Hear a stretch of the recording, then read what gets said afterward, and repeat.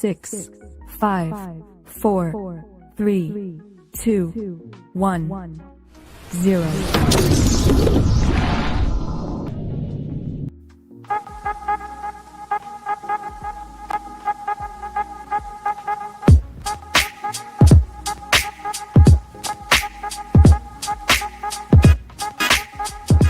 Some viewers may find the following video disturbing. Viewer discretion is advised.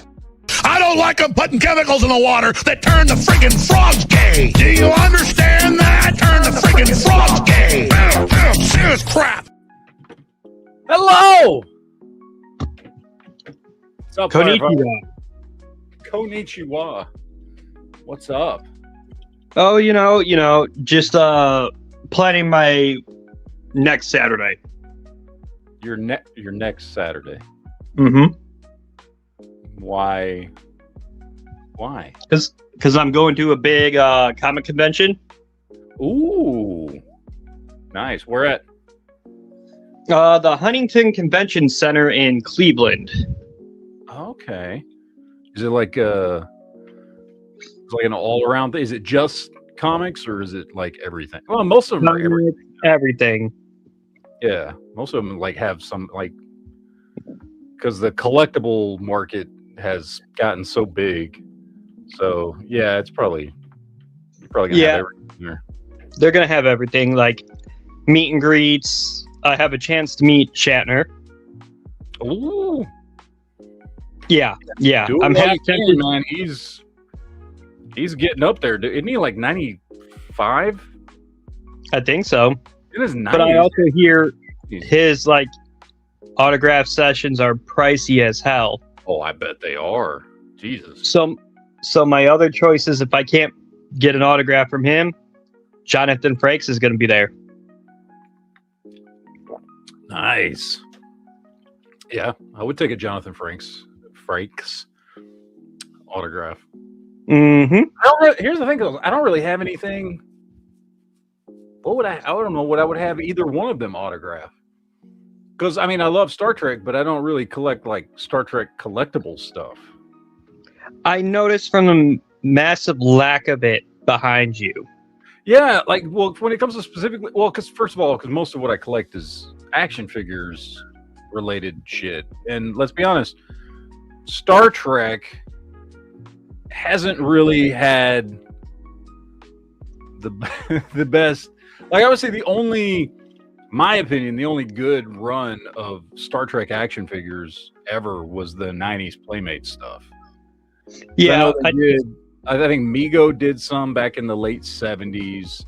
And I know, what was the name of that company that did them in the late 80s? They did some Next Generation figures. They did like a couple of waves. Shit, I can't remember who it was. It wasn't Matchbox. Was it Ertl? No, I don't remember if it was Ertl. Somebody did like some just 3 3/4 inch, like Star Wars sized Next Generation action figures in the late 80s. And then, but then in the 90s, Playmates got the line. And they were, it's not like they were the greatest action figures in the world or anything, but they like actually went to the, with through the trouble of like trying to make every character, which nobody else had done before and nobody's done since. I mean, because they ran those figures for years. Yeah, because doing Star Trek figures for, I mean, I feel like they did them for almost throughout the 90s. Yeah, because Playmates had the contract for when Enterprise came out, and I know the few Trek action figures I had were made by Playmates. I've lost them in my many of moves, but yeah, was that because because they started out doing Next Generation stuff because that's what was on when they got the license, and then they were doing TOS figures, they did DS9 figures, they did Voyager figures, they did Enterprise figures, so they had been doing those lines for at least a decade to cover all those shows. mm-hmm. So I think that was like the most extensive line. And like I said, they weren't like the greatest action figures in the world or anything. They had very basic articulation and stuff like that. But they were well done. They were good figures. Like that's really the only ones. And for whatever reason, I've just never collected them. I remember picking some up in the 90s, but as I've got, when I started getting back into collecting about 15 years ago, I never picked any of those up. Yeah, that's fair. Like, I occasionally find them at this old, I don't want to say it's an old store. It's relatively new here in my town. But, like, they will occasionally get stuff in like that from all the old school figures. Yeah. Every time I go in there, I go, too bad Matt's not here. I see, like, 15 things he's probably would buy up. Yeah, well, here's the thing: the figures aren't expensive. Like they never really had like a high value. You can still, I see them from time to time at like local shops and stuff, like still in the package for like $15. They're not expensive figures to get. No, and if I was to start collecting figures again, I'd probably start there because God forbid if you look at Star Wars figures, they're way more expensive from the 90s. Oh yeah. The Star Wars stuff is much, much more. Like I'm looking at one right now. Like I just pulled them up as we're sitting here talking about it on eBay. You get 6 figures, still brand new in package. There's a Riker, a Borg, a Q, Noonien Soon, Lieutenant Barclay, and looks like a Nausicaan. So 6 figures for $40. Dude, so that's $8 a figure, brand new, still in package on eBay. So they're not expensive figures to get a hold of. I don't know why. I never picked any of them up. Maybe now I need to. Do I need to pick up those figures now? Is that what you're telling me? I mean, give your shelf back there a little diversity. That's true, because I've got a bunch of Star Trek stuff over here, which you can't see. I got Star Trek stuff up there. I got He-Man here. I got Randos, G.I. Joe, DC. That's all Marvel. Well, no. TMNT. And then Marvel starts up there and goes around this way. And then I got more Turtles and G.I. Joe over there. I should have some Star Trek. I actually have a space. I have a free shelf because I just condensed some stuff. And I actually have a free shelf that I just freed up literally today as I was doing some rearranging. Yeah. Maybe I could get. Yeah, I should at least have like the main crew for like TNG, TOS, DS9, and Voyager. I should at least have the main crew for those 4 shows. And they made them. Enterprise? Maybe Enterprise. I liked Enterprise. I probably liked Enterprise better than most people did, to be honest with you. Oh, Enterprise was on when I started when I was a sophomore in high school. Yeah, I like a lot of Star Trek fans gave Enterprise a lot of shit. I enjoyed it. I liked it. I thought there was there was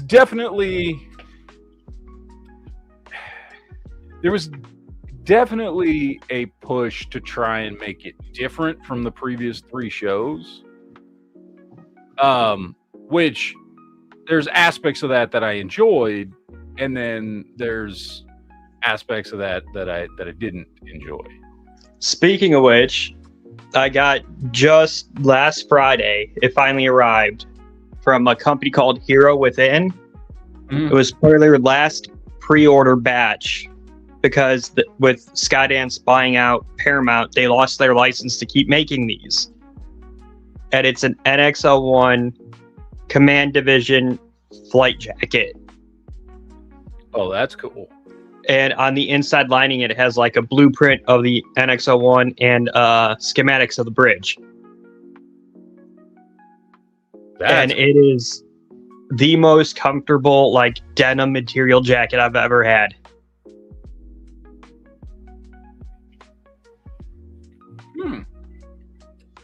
I saw some ones. How was I? You know, you get these ads on Facebook and shit. And there was some company that was making the Starfleet jackets, like the black with the red shoulders. There was two. There was Hero Within, and then there was one called Voltaire Design. Mhm. Voltaire Design, I could never afford them, but I think they're also ceasing all production because they are having a whole bunch of issues, so they shut down. And those ones, they were based off your like chest size to would determine what size coat you need. Yeah. But they were $500 a coat. Oh shit. Fan home, this one costs, because my mom got it for me as a combination Christmas / 36th birthday present, cost I think like, I want to say $120. Well, but it's worth it. Yeah. And then they even did a Rathacon excursion jacket, but that one was like $300. Yeah, that jacket's cool. Right. The away jacket or whatever they were calling it. That one from Rathacon. Yeah, I was like, oh, Yeah, that's a a perfect coat. Dude, that's Big a cool roomy pockets.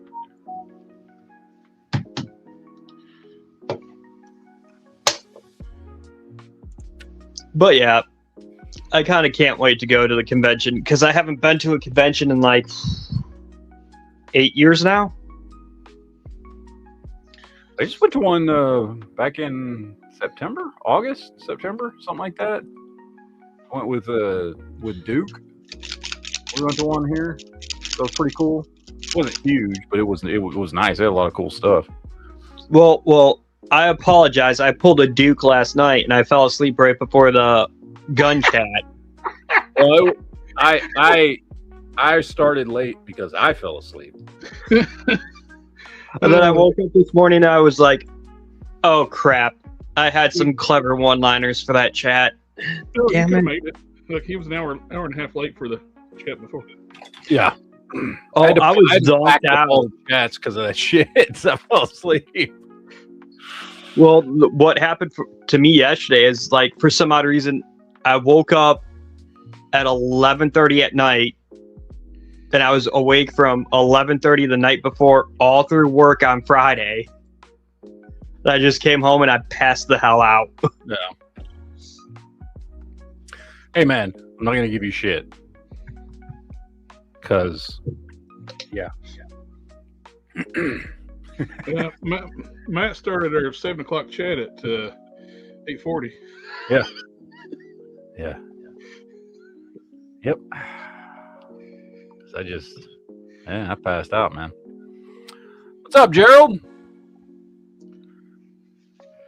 Oh, man. Anyway. All right. I want to talk DC tonight. You have my attention. Yes. So first, well, let's see. Let's talk about the Lanterns trailer first. I assume everybody's seen it by now. I have not. I've You haven't only seen the read. Lanterns trailer? Oh, I'm a diehard Lantern fan, but I don't have HBO. Shocker. I didn't watch The it. trailer's on YouTube. Oh, my bad. I said the trailer, not the show. Just the trailer drop. I don't think the show comes out for is it next month or May? I can't remember when the show comes out. Anyway, it's not out yet. I haven't watched it. So the trailer, I'll add this to the stage. Just I can't play it, obviously, but we can kind of float through and look Okay. Is that supposed to be our Hal Jordan? Yeah, that's Hal. So that's Hal, and that's John Stewart. Okay, I kind of figured because he's the only one I've seen face plastered all over social media. Yeah. So anyway, the trailer's here, and it's basically like the trailer opens up with them driving in a car, and he's asking him, "Hey, when do I get a chance to?" Hey, I am pissed at the trailer Because what they're driving in is a fucking Grand National, and they destroy it for the show. They do. They completely destroy it. Fuck this show. It starts off very, very evidently that they've known each other at least for a little while, and Hal is trying to train John, and is not letting him use the ring. But they're training, and then it shows them, and I don't know. Now, I had heard from the very beginning that this show was going to be an Earth-based kind of buddy cop crime mystery, like a murder mystery. Like somehow they get involved in trying to solve a murder, which takes them deep into some other stuff, which then that they find out that stuff is actually quote unquote Green Lantern related, right? So it's this thing which I'd heard that from the beginning, and I was like, okay, well, I don't really have an opinion on that. Some people, when that came out, when people heard that, they were like, oh, that sucks. I wanted some big universe spanning fucking whatever and shit. I really, if it's done well, I don't give a shit. Like if it's a Earth-based story that involves a murder mystery that they're trying to solve that somehow ends up pulling them into something because it actually is related to other characters and does have something to do with Green Lanterns and that kind of stuff, I'm like, fine, whatever. Some of the best stories are sometimes the most low-key shit. Example, that last Game of Thrones show, Night of the Seven Kingdoms, is fucking phenomenal. And it basically all takes place over the course of a week at a fucking a jousting competition. Like it's a small story that has little effect on the rest of the Game of Thrones world, yet it was done so fucking brilliantly that it didn't even matter that it was just a small story. You know what I mean? Like it was fucking great. So I don't have a problem with the concept of them saying, hey, let's do something low key with with Jon Stewart and Hal Jordan, and then we get from the trailer that Hal's still training John. He hasn't, he's so obviously we're at the point, presumably, that we know Jon Stewart's going to be the next Green Lantern. Hal knows this. They're going with an older Hal Jordan who has been Green Lantern for a long time. And it's just the whole trailer is just very much building up on this like small town kind of murder mystery thing. Something's going on in this town. You don't know what. I've heard that there's a character that pops up in the trailer, which let's see if I can find him here. It shows him at some point in the trailer. I wonder if that's supposed to be what's the fuck is it Black? What's his name? Death, the Black Death, Hand. Black Hand. Thank you, Black Hand. Leader of the Black Lanterns, i.e., zombies. Yeah, apparently he's in the trailer. So anyway, I don't know. I don't know what the deal is with this trailer. Like all the footage from the trailer could be from like the first 2 fucking episodes. I have no idea. You know what I mean? Like they just show, like all the trailer really shows for sure is that they're in this fucking, small town and shit's going on. And, we do get a flash of like the lantern. Ooh. I do like that design. It's kind of an Alan Scott style lantern. Yeah, we've got them holding some kind of sci-fi gun to Jon Stewart's head. At one point it does show Hal. Like the only time it shows any powers used in the whole trailer is right towards the end when like this scene right here, which again I can't play because YouTube copyright shit. It shows him fucking get pissed off and fucking take off flying. And he's not green.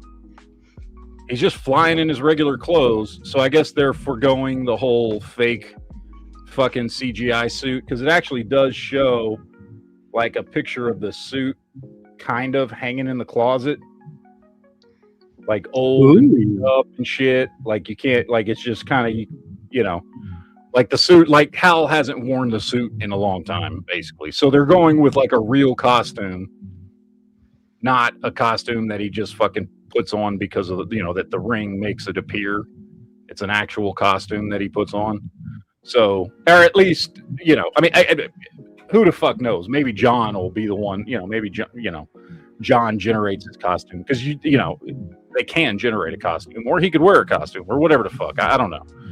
But anyway, the trailer doesn't really, I'll be honest, the trailer, if for all the people that were complaining when they heard that this was going to be some like buddy cop, Earth-based fucking murder mystery, you know, 2 Green Lanterns on Earth trying to solve a crime, and they were like, fuck that, you know, that sounds stupid. I want Green Lanterns in space fighting fucking, you know, manhunters or whatever, you know, like this trailer didn't help convince those people.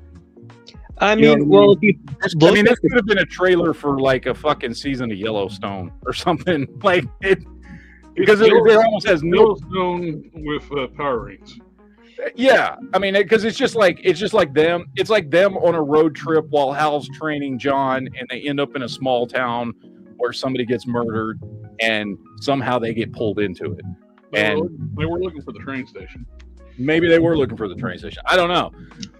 Like I said, this trailer is not anybody that was already skeptical of the premise of this show. This trailer, I don't think, will do anything to convince somebody that, oh, this might actually be good. Well, I thought about giving them a chance until they destroyed Grand National. Destroyed what? The Buick Grand National. The Buick Grand National. The car. Oh, the Buick Grand National. I'm like, what? Yeah, no. Yeah, as soon as they destroyed that, it's like, fuck this show. Look, for somebody like me that thought it, you know, it might be cool to have a smaller Earth-based show that doesn't fucking jump straight into fucking intergalactic wars. Like, I liked the trailer. The trailer was fine. I'm not saying the trailer was great. The trailer could have been better. They should have thrown some more power stuff in there. I think they're trying to keep it all mysterious and shit under like the presumption, okay, hey, you know this is a Green Lantern show, so we don't need to show that shit or something. I don't know what they were doing. They could have made, honestly, I feel like they could have made this trailer actually in a way, because I am 100% certain there's Green Lantern shit going on in here, right? They just chose not to show that shit because they're trying to play up the whole crime mystery fucking buddy cop shit side of it. And but they could have shown some shit. You're not getting a Green Lantern show without fucking, like, I guarantee you there's Green Lantern shit going down in here. The fact that you get a flash of fucking Black Hand, you get a flash of fucking sci-fi guns, and you get fucking Hal fucking getting pissed off and taking off flying. Like, there's Green Lantern shit in this fucking show, but they just chose not to show any of that. You know what I mean? So I don't know. I think it was probably, if you're trying to get people excited for this show, this was probably not the best trailer, because while I don't have a problem with it, I thought it was a cool trailer. Like, what I had heard about the trailer and what the show was going to be, that's what the trailer showed me. But a lot of people do not like this trailer. A lot of people did not like the idea of this being Earth-based. And I get it, but I also get that they're trying to stay as far away from fucking 2007 Green Lantern as fucking possible, which is completely understandable. So, yeah, let's make the suits real, which, by the way, they already established in Superman, right? Fucking Guy Gardner's suit is not generated by his ring. That's a suit he fucking wears. You know, let's have it be, you know, a little more grounded, a little more realistic, that kind of thing. I'm fine with that if it's done well.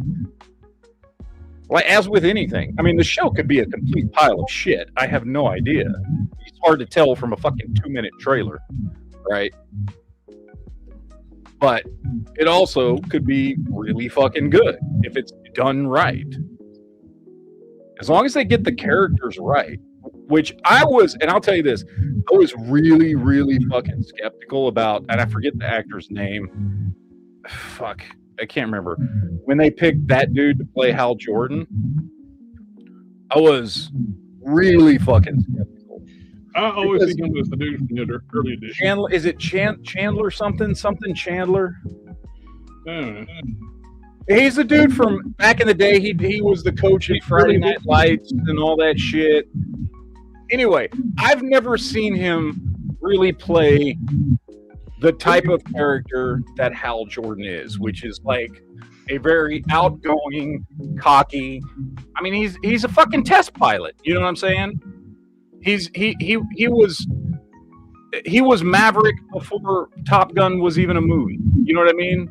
Yeah, we're getting a lot of reverb back somehow. We are. Echo and reverb. I muted my mic and it didn't do anything, so it's not my end. Did that fix it? I still hear it. How about now? It's gone. Now can you hear it? Yeah. It's firefighter. That's what it is. I muted it.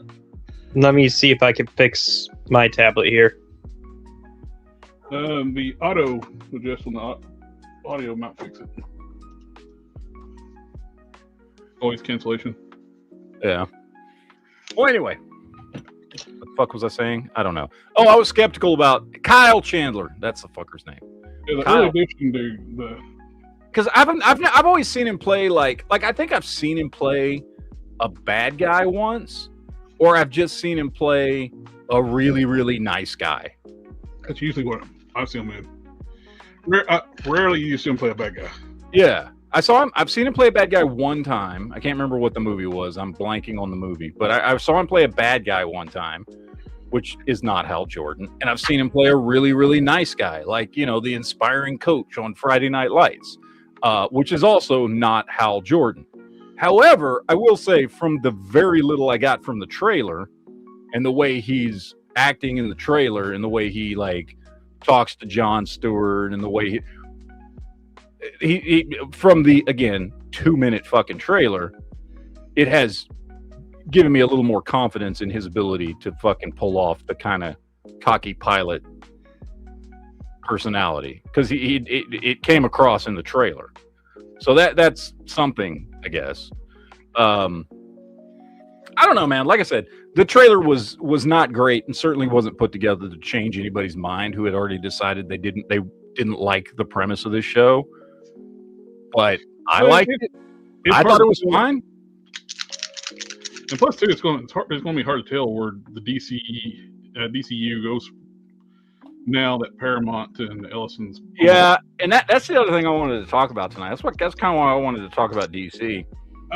Was because, like, okay, so we got Superman, we got Peacemaker, we've got Creature Commandos, we got Lanterns, we got Supergirl, and we're going to get the second Superman movie. All of that will have come out before Paramount takes over. Well, the second Superman movie, probably not. Oh, yeah, it's already in production. They've already announced it's in production.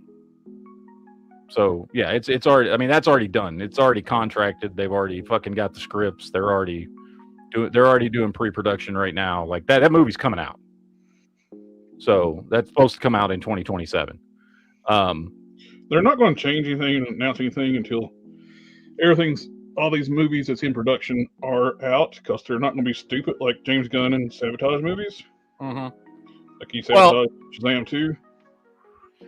That's the thing, though, is so it's almost a guarantee at this point that as soon as he's done making the second Superman movie, which he's, again, it's already contractually obligated. It's already in pre-production. Everybody's already been fucking paid. Script's done. Fucking, they've already got their Brainiac. They've already, you know what I mean? Like, it's fucking happening. Like, it's going to come out in a little over a year. After that, I don't see James Gunn sticking around for Paramount. he vehemently despises Ellison. But his stuff is not performed. No, it hasn't. We talked about this ad nauseum last summer. But I liked Superman. Like, I thought it was a good movie. I enjoyed it. However, I did not think it was a great movie, and I certainly didn't think it was good enough to be the launching pad for an entire new DC. No, it should have been a Superman movie. It was an ensemble movie. Yeah, exactly. It wasn't even really just a Superman movie. Like I said, I enjoyed the movie. I don't have a problem with it. If that had been the second or third movie in a Superman franchise, yeah, it would have been fine. I think there was a lot of good stuff in it. There was some things I didn't like about it. But I still maintain that Man of Steel is a way better fucking movie. Oh, absolutely. By leaps and bounds. Is Man of Steel perfect? No, Man of Steel is not perfect at all. But it's a way better. It's a way better cinematic experience. There's just one little minor thing you can actually do to make Man of Steel much better is fix the color saturation. It's like been a fan edit out there where they did that. It would look so much better with brighter colors. Yeah, just make it a little bit brighter and stuff like that. Or honestly, what I would have done, because there was a very distinct color palette choice between the opening 15, 20 minutes on Krypton and then when it goes to Earth. It changed. Yes. It changed over. You could do that exact same thing again the minute he puts on the suit. Yeah. Boom, you change it. You get rid of the saturation and just beef up the fucking color. Oh yeah. Show 3 different stages of the movie. You know what I mean? Oh, I think that'd be a great idea.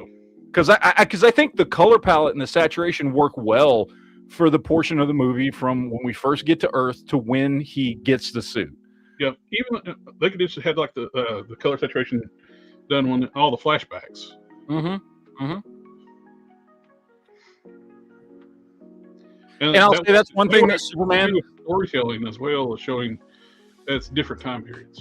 Yeah, and I'll say that's one thing that Superman did well. It was a beautifully colorful movie. Yep, not much. Just like I explained it before. When after I saw the movie the first time, it felt like a comic book on the screen. And it totally did. However, it felt like a comic book you've been reading for a while, and this is just the next issue that you're reading. Yeah, it's like, you know what I mean? It didn't feel like the beginning of something new and grand. You're in the middle of a story arc. Exactly. So it did. And again, as a Superman fan, storytelling thing, architect. Yeah.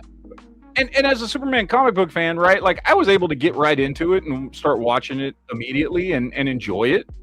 But I understand not everybody, my wife didn't like it. James Gunn was shown too. He will not learn what the character's powers are or who the character's personalities are supposed to be. Yeah.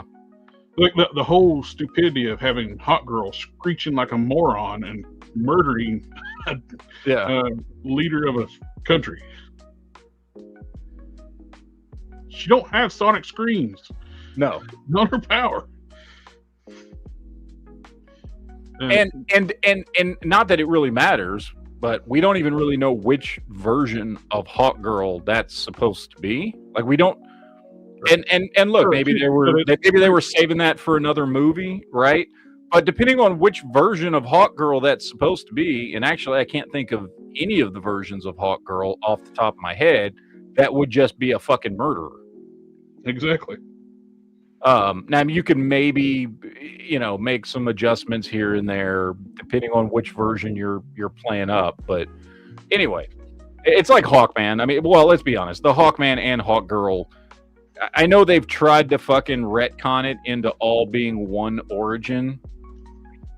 Because didn't they do that thing where, I know they did it more with Hawkman than they did Hawk Girl, but they did that thing where because you had a version of Hawkman that was a reincarnated version, and then you had the version of Hawkman that was an alien, the Thanagarian, and then you had there were several different versions, and they tried to do that thing where I can't remember what the story was, where they tried to do the thing where it's like, oh no, it's actually all the same person. He just keeps getting reincarnated. And one time he got reincarnated into the alien body, the Thanagarian's body. But it's the same person because a long time ago, thousands and thousands of years ago, he was like this really, really evil general that killed a bunch of people, and that's why he keeps getting reincarnated and can never be happy and all this shit. But technically, all the versions of Hawkman are all him, just being reincarnated at different times. And sometimes he can even be reincarnated into two bodies at the same time, but it's all still the same character. They tried to fucking do some retconning. I can't remember if that was like late 90s or early 2000s. I can't remember when they did that. 0 hours, I think, when they merged everything together. You had like the Hawkman with the metal wings. Yeah, but they tried to retcon it and explain it that every version of Hawkman we've known is really all the same person. And I can't remember when they did that. Anyway, that's beside the point. Whatever. I get it. Look, from I can try and be unbiased and say, hey, look, the version of Hawkgirl that is in that movie was not going to be explained because they were probably going to save that explanation / origin story for a Justice League movie later on. So they didn't really need to explain much about her in this movie. She just needed to make an appearance and be a character. And we didn't need to know anything about her backstory yet. The whole stupidity, though, too, with making Kal-El's Kryptonian parents be evil, because they said, oh, we verified the message. It's real. Wow. I think that was completely retarded, and I would hope, although it is James Gunn, I would hope that at some point would have been addressed and been like, no, Luthor fucking made sure everybody, he tweaked the message before anybody had a chance to verify it. So everybody, you know what I mean? Something. Yeah. I don't think we're ever going to get to that fucking point. No, it's going to be good. But anyway, I think after everything in production is made, I think they're going to change everything. Here's the thing. Now, Superman, Paramount already came out. Ellison already came out and said he does not want to change anything. He does not want to reboot DC. Well, he's not going to make any kind of announcements of that until after all this stuff's come out. No, I know, but he's already been running his mouth about it. He's already been out there making statements. Dude, he came out and made statements saying what he wanted to do with fucking HBO and HBO Max and all kinds of shit. Like, he's already out there fucking talking about what he's going to do with Warner Brothers. Like, he's not fucking holding back. And he straight up said he wants Gunn and Safran to continue to run DC Studios. He does not want to make any changes. And I believe him that he does not want to make any changes, because he'd be pretty stupid to do it and reboot it yet again for the third fucking time in less than a decade. It would be dumb. Let this play out for a little while before you make any major changes. What I'm saying is, though, he will say that no matter what, because remember what Gunn did? He ran his mouth saying all these movies like Black Adam, Shazam 2 are not going to be part of the DCU before he even made wrote the first draft and sabotaged those movies. Oh, I know. And well, what I'm saying is, first of all, I think you're right. Ellison's not stupid enough to fucking do that.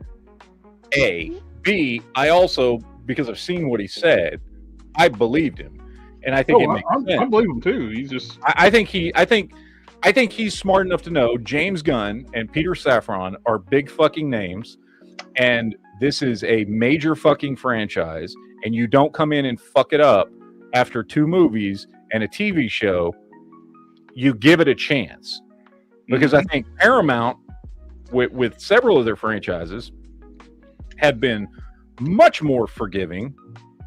Just look at fucking Mission Impossible and some of the other stuff they've done. They'll let movies come out and push a franchise and let a bad one drop that didn't make that much money. They've been way better at letting franchises fucking simmer until they're done than Warner Brothers has. And I think he meant it when he said he wants Gunn and Safran to keep doing what they're doing. The problem is James Gunn is so obsessed with politics, he fucking hates Paramount and Ellison. He fucking hates them, which means I think as soon as he is no longer contractually obligated to fucking keep doing DC stuff, he will walk the fuck away. I think if this DC, I think if Gunn and Safran are no longer a part of DC, it will be because of them, not because of Paramount. Oh, plus too, if he lets the Gunn is so emotional too, though, in that aspect, he will break a contract. Then they don't have to pay him. Yeah. Now, that being said, I'll be right back. what could actually happen is Paramount says, you know, hey, we want you guys to keep doing this. And they do the stuff that they're already involved in right now, which is, you know, Supergirl's done, Lanterns is done. The only thing they're actively working on right now is the second Superman movie. As soon as they finish that, they fucking walk away. And then Paramount brings in other people to not reboot anything, but just continue what they've already done. Keep David Cornsweet, keep all these characters, fucking start making new movies, and they actually do them better than James Gunn does. And they take what James Gunn has laid out, which I think there's some good bones there, right? It has not been great. It's been okay, right? And Paramount actually finds somebody to run DC Studios that's better than James Gunn and Peter Safran if they walk away. I don't think Paramount's going to go in for another reboot. They will either, they'll stick it out. They'll try to keep this version of the DC universe going, whether James Gunn is there or not. They've still got most of these actors and actresses under contract for several movies. So even if Gunn walks away, they'll bring somebody else in. They'll bring other directors, other producers, other writers in to fucking start doing this shit. You know? Yep. So I hope they would. I hope they would, because like I said, it's Superman was fine. It was good. It was enjoyable, you know, but it wasn't great. However, I think you laid out some good stuff in that movie that you can definitely build on, and you could still build a good franchise out of this. You've got you had some good characters in that movie. Fucking Mr. Terrific was fucking awesome. He was the best character in the fucking movie. Guy Gardner was great. You know, Nathan Fillion, while I would have rather seen him as a Hal Jordan type, I think he still did a great job as Guy Gardner. Like, I think David Cornsweet was not great, but I think it was a good starting point. Nathan Fillion has a working relationship with James Gunn, but he always does. James Gunn puts Nathan Fillion in roles that make him look ridiculous. Yes, and I don't understand why Nathan Fillion puts up with it. Maybe it's just for the paycheck. Yeah. But I think, yes, I think Nathan Fillion is better than the role he was given as Guy Gardner. Most of the DC animated movies for the last, 10 years, Nathan Fillion's been the voice for Hal Jordan. Yeah. Yeah, because he started with that Justice League, what was it? Something Frontier? He had a Green Lantern movie straight off the bat after the horrible live-action one. Yeah. But he the first time he did Green Lantern's voice was in that Something Frontier, Justice League Something Frontier, like back in 2006, 2007. I can't remember what the fucking name of it was, where they went back New Frontier. Thank you. Yeah. I think that was the first time he did Hal Jordan's voice, and he did it for 5 or 6 movies. I think he did Hal Jordan's voice. So anyway, I think that, and I hope that I'll be honest, I kind of hope that James Gunn does walk away, because I think there are better people who could do this. Yeah, I want somebody who actually appreciates the actual characters, not just the names. Yeah. I think there's people that could do it better. I think Yeah, but I do think it's important you don't do another fucking reboot, dude. You're gonna fucking destroy DC movies if you just do another fucking reboot. Yeah. They could just basically do, instead of like a hard reboot, do like a DC is known for the Infinite Crisis stuff. Like they can do like a soft reboot. They've needed to recast some people or wherever and do a story like, well, they just had one in the animated universe, which was James Gunn's ideal to fuck over all the animated universes. Oh, you know all the animated universes you loved? I destroyed them. Yeah. Well, I'm gonna be honest. I don't even think at this point DC live action movies could survive a soft reboot. I think if you change any actors, you're gonna fucking just kill whatever goodwill is left for DC movies. Well, they could do like the Superman Red and Blue storyline if people are not happy with Corn Sweat. They could. I think people would be weirded out not knowing what the fuck's going on because even. Well, they explain it though, with like yeah, they could. Because Red and Blue storyline's pretty like known through the comic universe stuff. Yeah, it is. I think the best bet. That's what whether Gunn walks away or not, and like I said, it could actually be a good thing if he does. I think your best bet is just to stick it out. Bring other people in, fucking find people who are going to treat it right, and just continue with what we've got instead of rebooting yet a fucking again, because you're going to kill goodwill. Fucking keep David Cornsweet. Keep as many people as you fucking can. Acknowledge that, yes, these movies have happened. We're going to keep moving forward, but we're going to try and make better shit with people who may be better suited to this. I don't think Paramount wants to I don't think they want to reboot DC in any way, shape, or form. They got their hands full right now, too, with already stuff they got to fix with Star Trek. Mm-hmm. Because as soon as the contract runs out with Kurtzman, they're getting rid of him. Oh yeah, yeah. They kind of need to get rid of him. And that's one they have to fix. Yes, DC doesn't have to be fixed right now. It may need a slight course correction, but it doesn't need to be fixed. It doesn't need to be rebooted. It doesn't need any major overhauls. I would say there's some good foundations that have been laid that you can definitely build on if Gunn walks away. Yes. The major thing that's actually absolutely destroyed is Star Trek. And that's what they got to work on fixing. Oh yeah, they definitely have to fucking fix that hardcore, man, because as far as TV and movies are concerned, Star Trek it's a bigger IP than DC. And I know people don't want to fucking hear that. And I know comic book fans don't want to hear that. And I know fucking anybody who's gone to the movies in the last 20 years is like, no, that's not true. Yeah, it actually is. Star Trek as a film and television IP has been around a lot longer, has made way, way, way more hours of entertainment between movies and TV than DC could hope to do in the next 50 fucking years.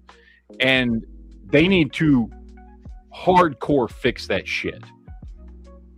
Because they have an IP there that is just fucking dying on the vine, that has been repeatedly beat by people who hated it.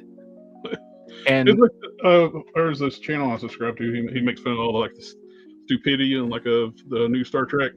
Mm-hmm. And on the Star Fleet Academy, all these people have scars, stab wounds, and different injuries that still have scars.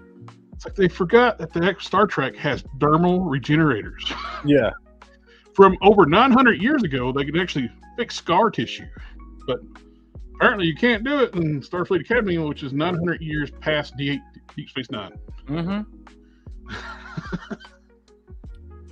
People are still in wheelchairs.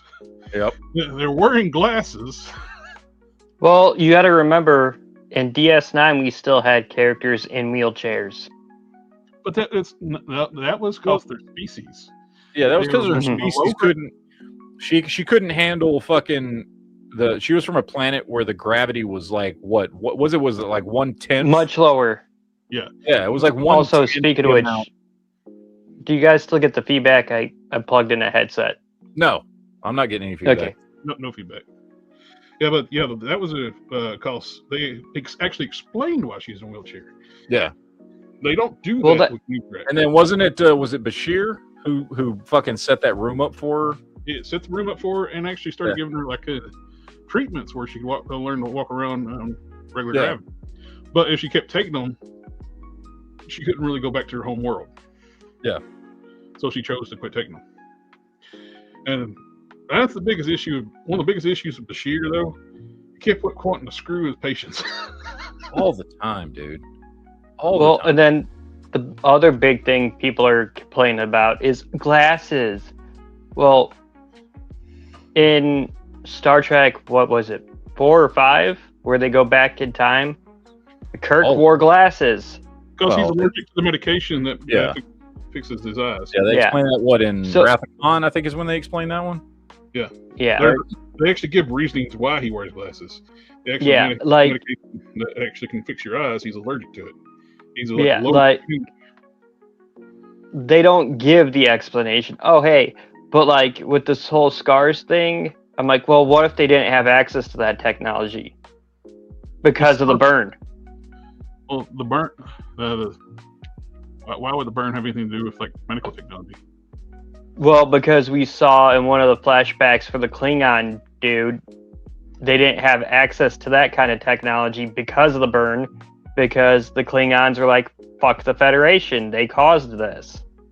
Yeah, well, that's because the Klingons had always turned their back on that type of fucking technology. And so when the burn happened, then they didn't have access to it because they had never developed that on their own. Well, or they even addressed that in Star Trek Deep Space Nine when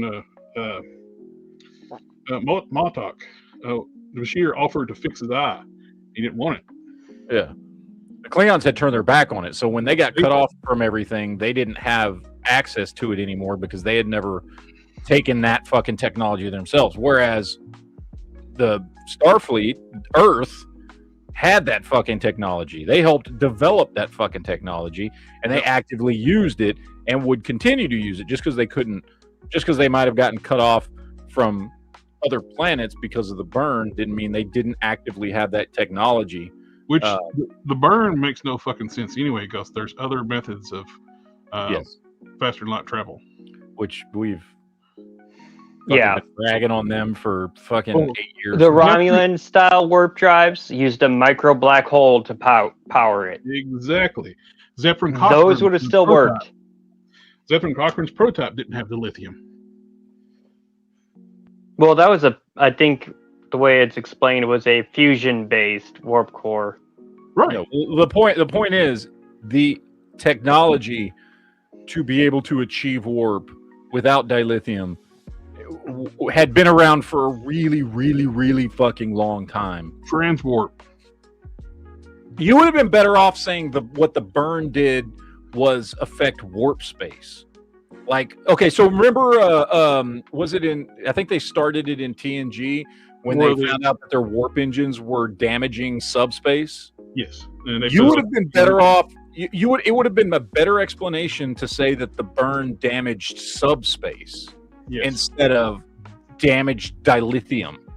Like, that would have made way more fucking sense as to why nobody could go to warp using any kind of technology.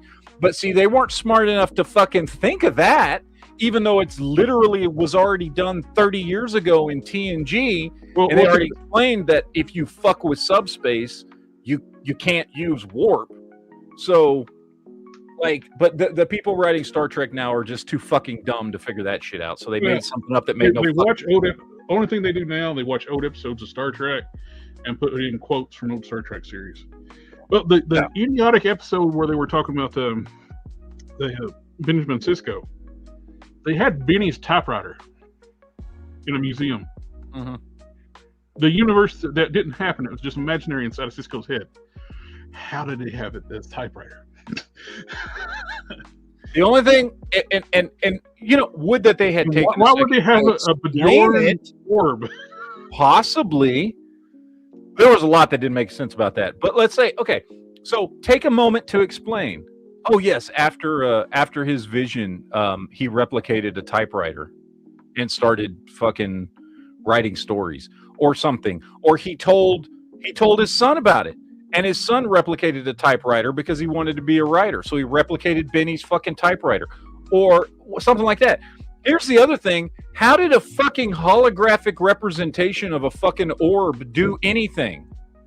Mm-hmm. That was a holographic representation in a holographic museum that apparently you can talk to just like it's an actual fucking Bajoran orb. What? That didn't make any goddamn sense. And they don't bother to fucking try to explain. The orbs only work because they're connected to the wormhole aliens, the prophets. And it wasn't even a real orb. It was just a holographic representation of one. The only reason they work in the first place is because they're connected to the prophets. Fucking stupid shit. It's just such stupid shit. It's such stupid shit. And what and like I said, what drives me crazy is when I look at something. It's much easier to just dismiss something that is just complete garbage.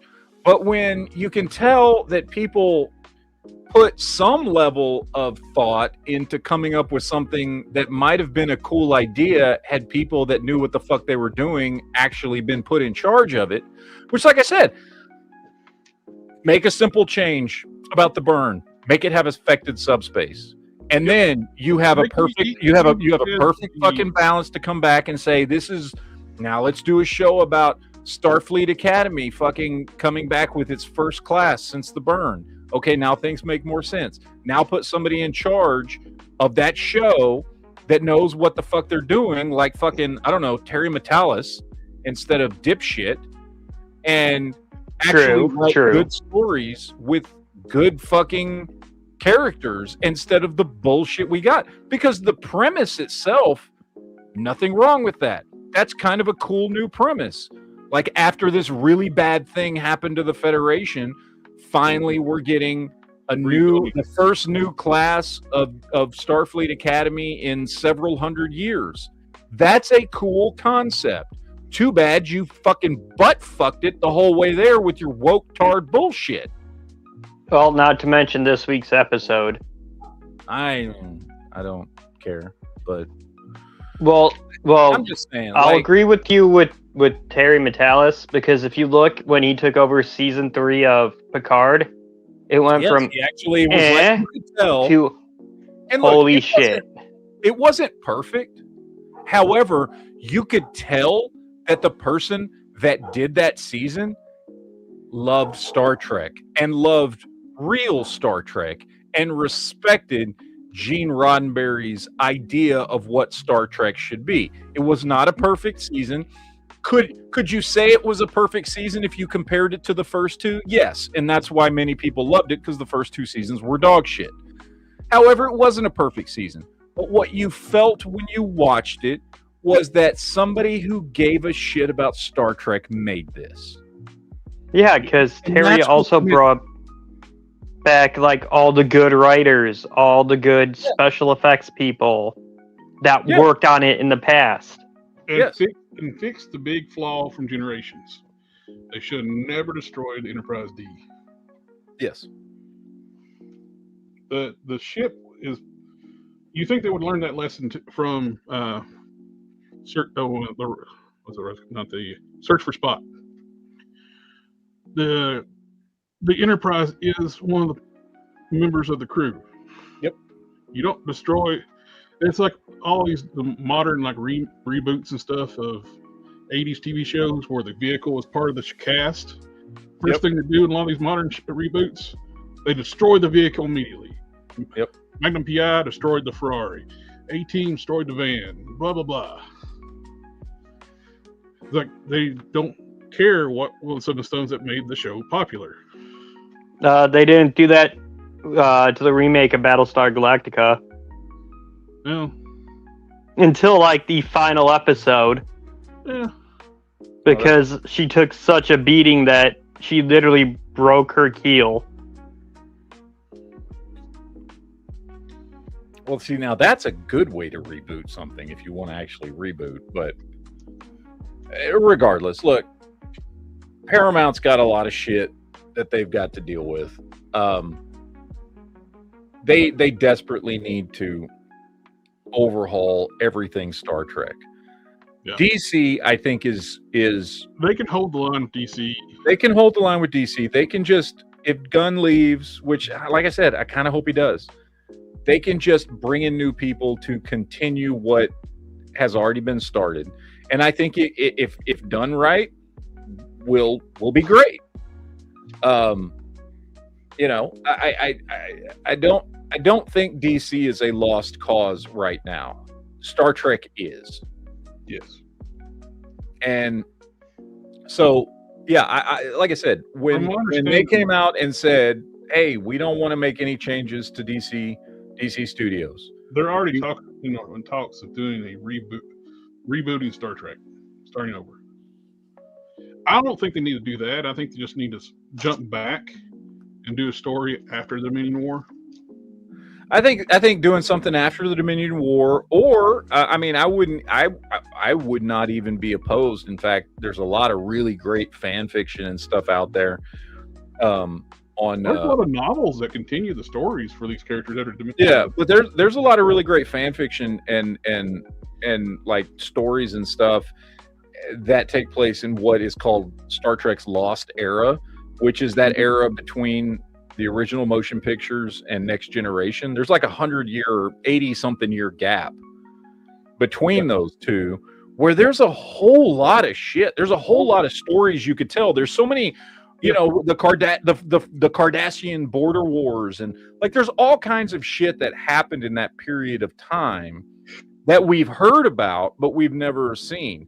If you wanted to like really, really, because I think you're right. I think if you want to really, really bring it back to, okay, let's put the focus back on where it needs to be as far as the types of stories we're telling and the types of characters we want in these stories.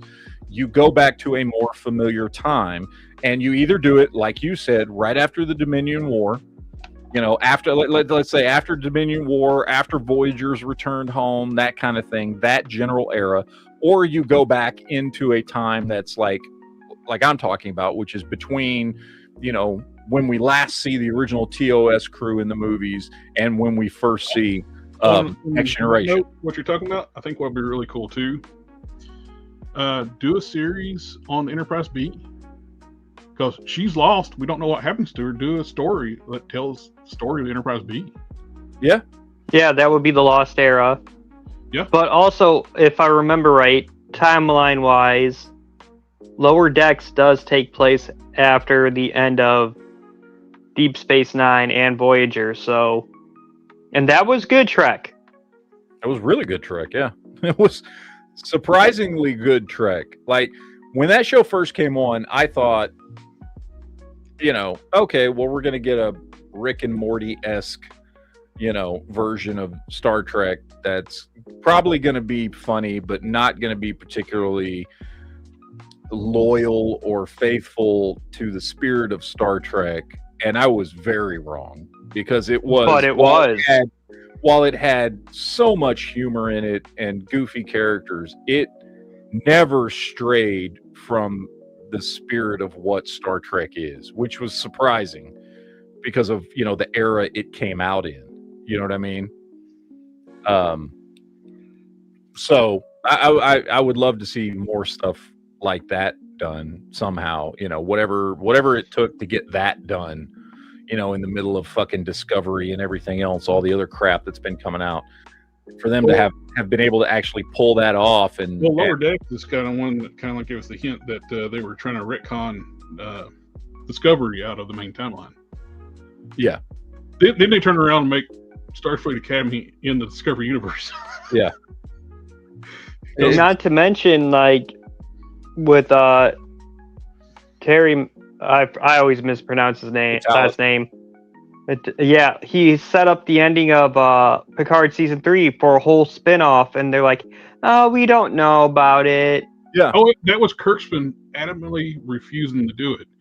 Yeah. Paramount wanted Legacy to happen. Yeah. And it would have been great because, especially if Terry was at the helm, we would have probably seen They set the a stage return.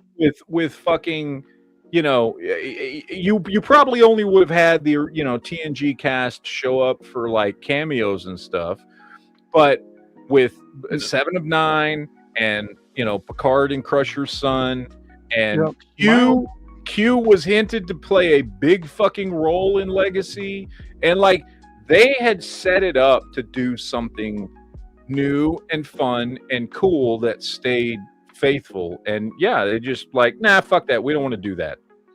My only nitpick with the ending of Picard season 3, should have renamed the ship Picard, not Enterprise. Yeah, because Enterprise is flagship name should be on the most advanced ship, like on the Enterprise. I don't even know why they were retiring the Enterprise. The Enterprise the F had like, okay, so the E,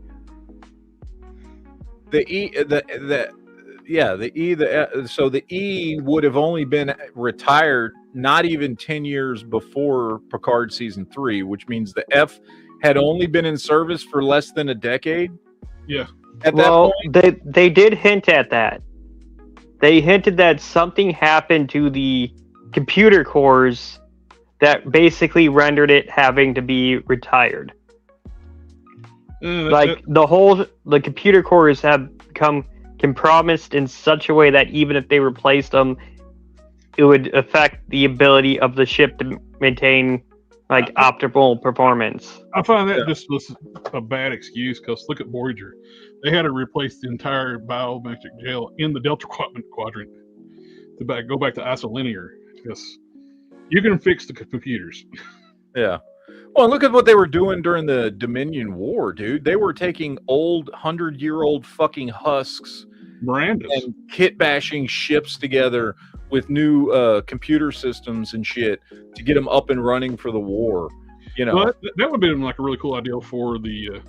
I was thinking about like after the Dominion War, take one of those ships, like take an old Constitution class that got refitted with new 24th century technology.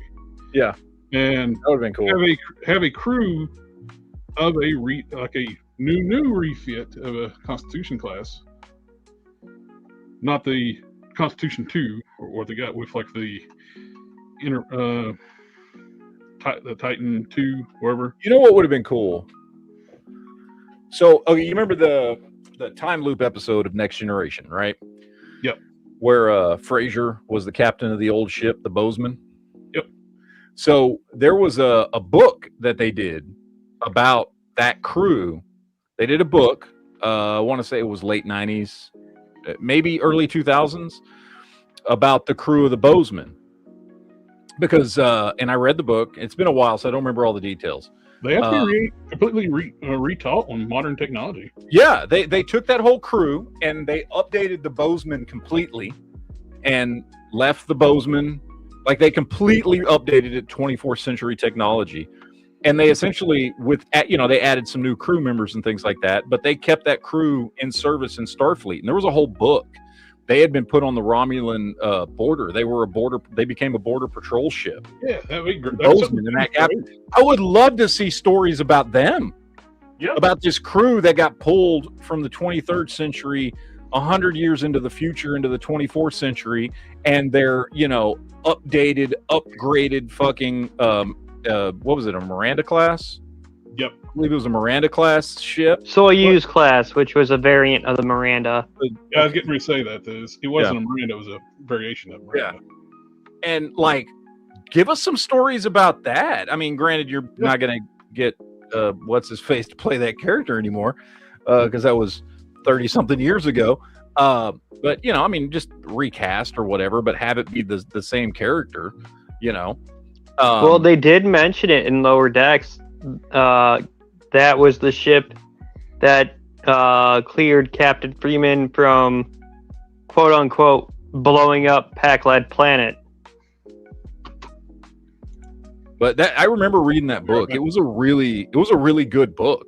And it was, I forget what it was. I can't remember the name of the book or anything, but do stories like that. Do a show about that crew, in the fucking 24th century. Maybe start off the show, kind of like the way DS9 kind of started with a flashback of Wolf 359 and everything that happened there. Have the first episode of this show be the Bozeman gets pulled, like their last final battle during the Dominion War and how they survived it. And then the show is like, their adventures after that, right? Or something. Like, there's so much you could fucking do. There's so much you could do to make good Star Trek again, man. By the way, thank you, Buffalo. Appreciate the super sticker. Well, one thing they could also do is think about it this way. We have that whole time from when Enterprise went off the air, which was right at the final season was supposed to be them getting into the Romulan War. Yeah. I would love to have a whole series about the Romulan War and like the first few years after the Federation has formed, like seeing them like build up and come together.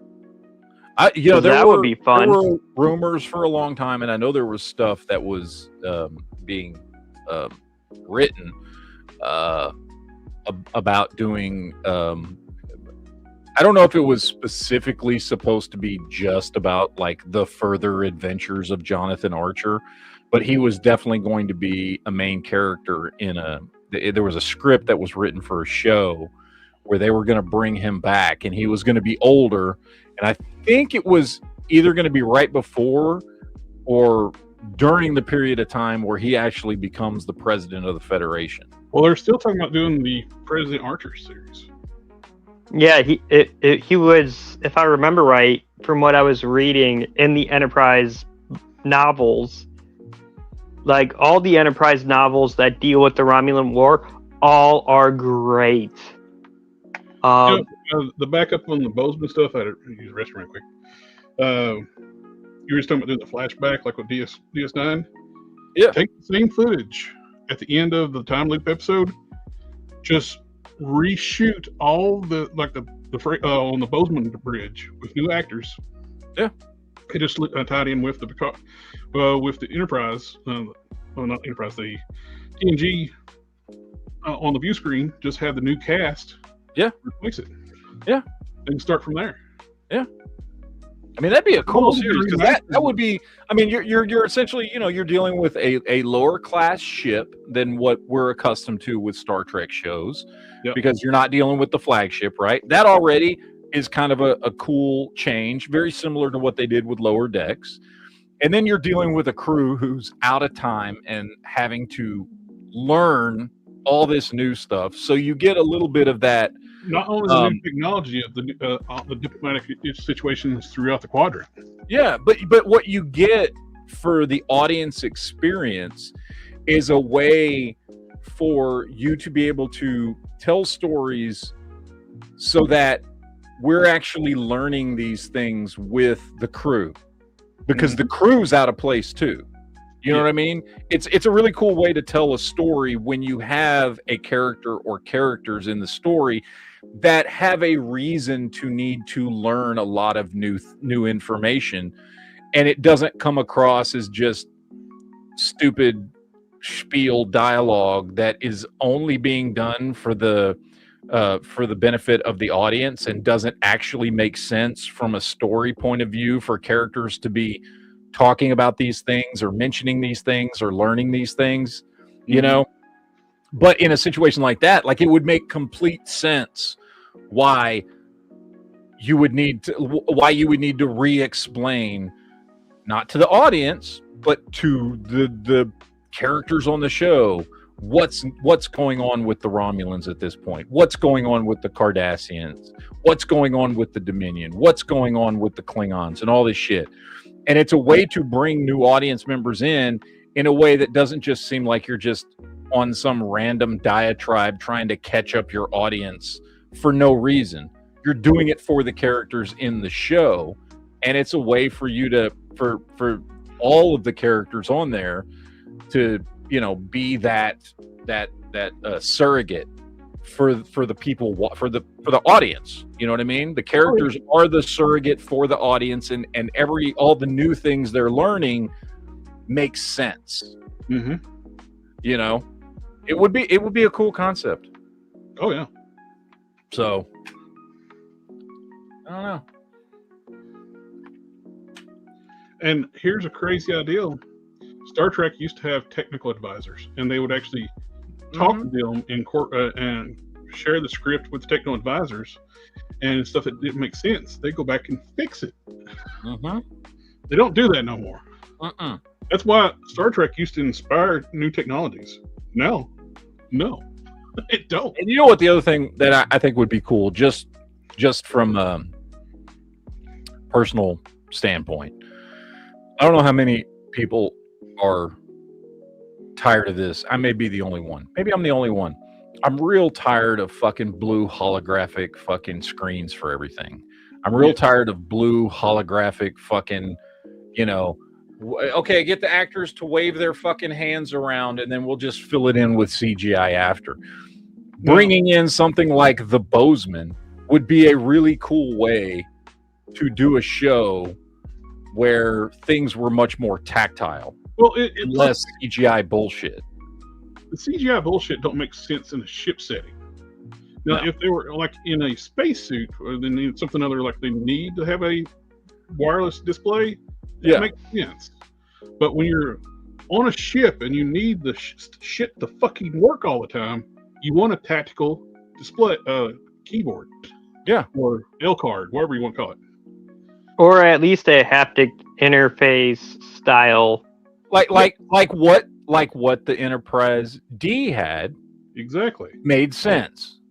And when you get into like holographic shit, where every button is just a fucking floating thing, then it stops from a tactical perspective. Exactly like you're saying, it stops making a lot of sense. You need hard things to act. You need hard buttons to push in case shit goes wrong, because you need to actually do what it's supposed to fucking do. And I think, but like I said, just from a fucking sheer, you know, audience enjoyment aspect, I think getting back to that and getting away from the CGI fucking holographic bullshit would actually be much more pleasant to watch. And the bridge windows. I mean, it was fine back in the 90s and early 2000s when that first started popping up in TV shows and movies and stuff like that.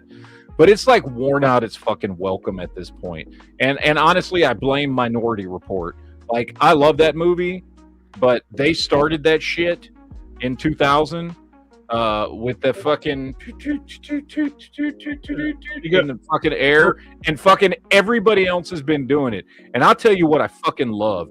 I loved BSG's fucking bridge. BSG's bridge was fucking badass and felt fucking real. We're talking advanced technology that fucking, I mean, look at all the shit that ship fucking had and what it could do and everything else. And they still had fucking buttons and toggle switches and shit. And voice-powered radios. Yes. Like there because was just they knew it felt more real. You know? Well, and that added a lot. The little things like that add a lot to a fucking show and to telling a fucking story. Yeah, but look at who did that reboot. It was Ronald D. Moore. Who is part of TNG. So he was like, okay, I'm given this task of rebooting it, but making it look modern.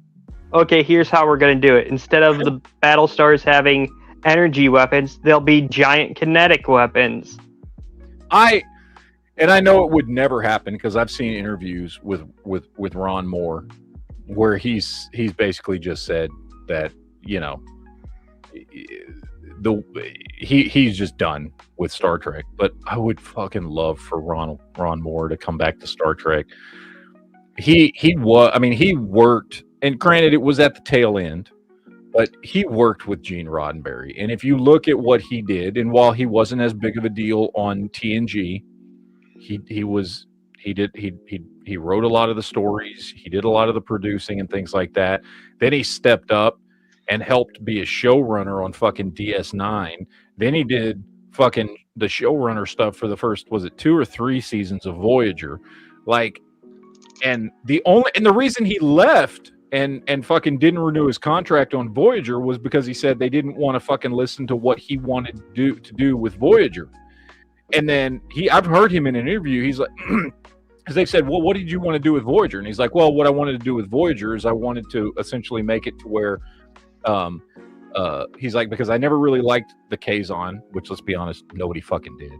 Kazon kind of sucked as a villain, and they really wore out their fucking welcome. The Kazon were Timu Klingons. Yeah, they were Timu Klingons. He was like, I wanted the story to eventually lead to where we would get to where we would find out way more about the origins of the Borg, because Voyager would end up in Borg space and they would become the big major bads, overarching villains of whole seasons of the show. And he's like, and they did not want to do that. They wanted to stay away from it. They didn't want to bring in the Borg. They wanted to do their all new thing, adventure of the week type stuff. They didn't want to do more they wanted to do episodic television. And I was like, no, look at what we did with DS9. We can do big overarching stories that last whole seasons, hell, that last the whole show. And what better villain to use than the Borg, because they're a villain everybody loves, and they're a villain we know next to fucking nothing about. And they told him no. And then he left the show. And what did they do a season after he left the show? Borg. They fucking did the goddamn Borg shit. And I've heard him in interviews go, that pissed me the fuck off. Like, he didn't say it like that, but you could tell he was fucking mad.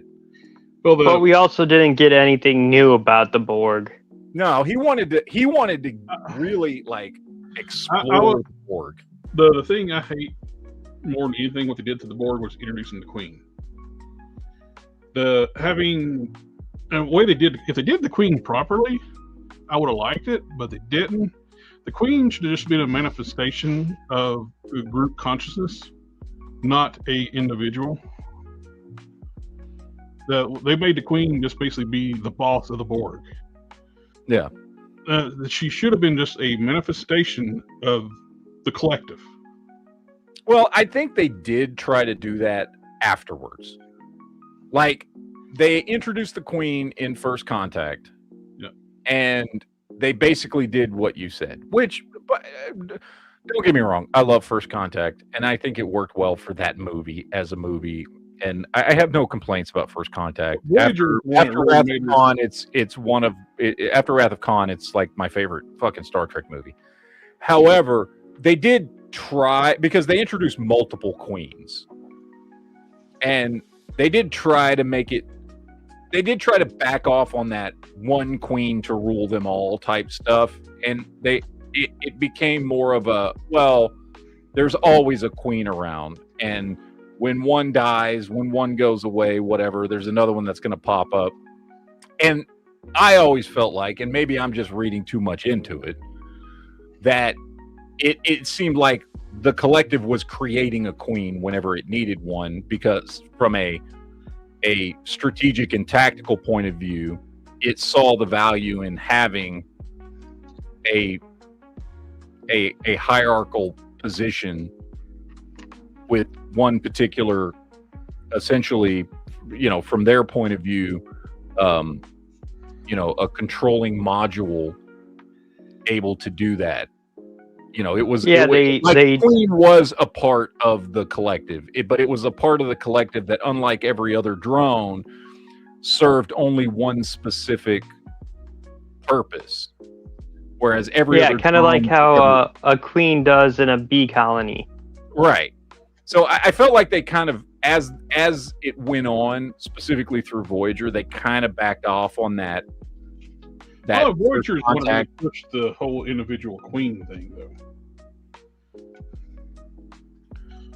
She was like having her like being at Unimatrix Zero and watching what's going on in Voyager on a single monitor. It's like villain of the week type shit. Well, yeah, but they unlike what they did in First Contact, they made her seem more like she was a part of the collective. Like they acknowledged that that she wasn't the only queen.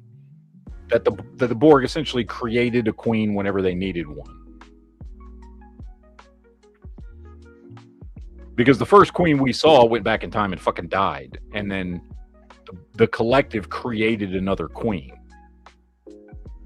So it's like a specific role that the collective creates whenever it needs to fill that role. So that's what I'm saying. Is in Voyager she came across as more of like, unlike like so all the drones do everything, right? Like your average Borg drone fucking does everything. Can be programmed and sent out to do anything that needs to be done at that particular time, whether it's repairing a ship or fucking going in and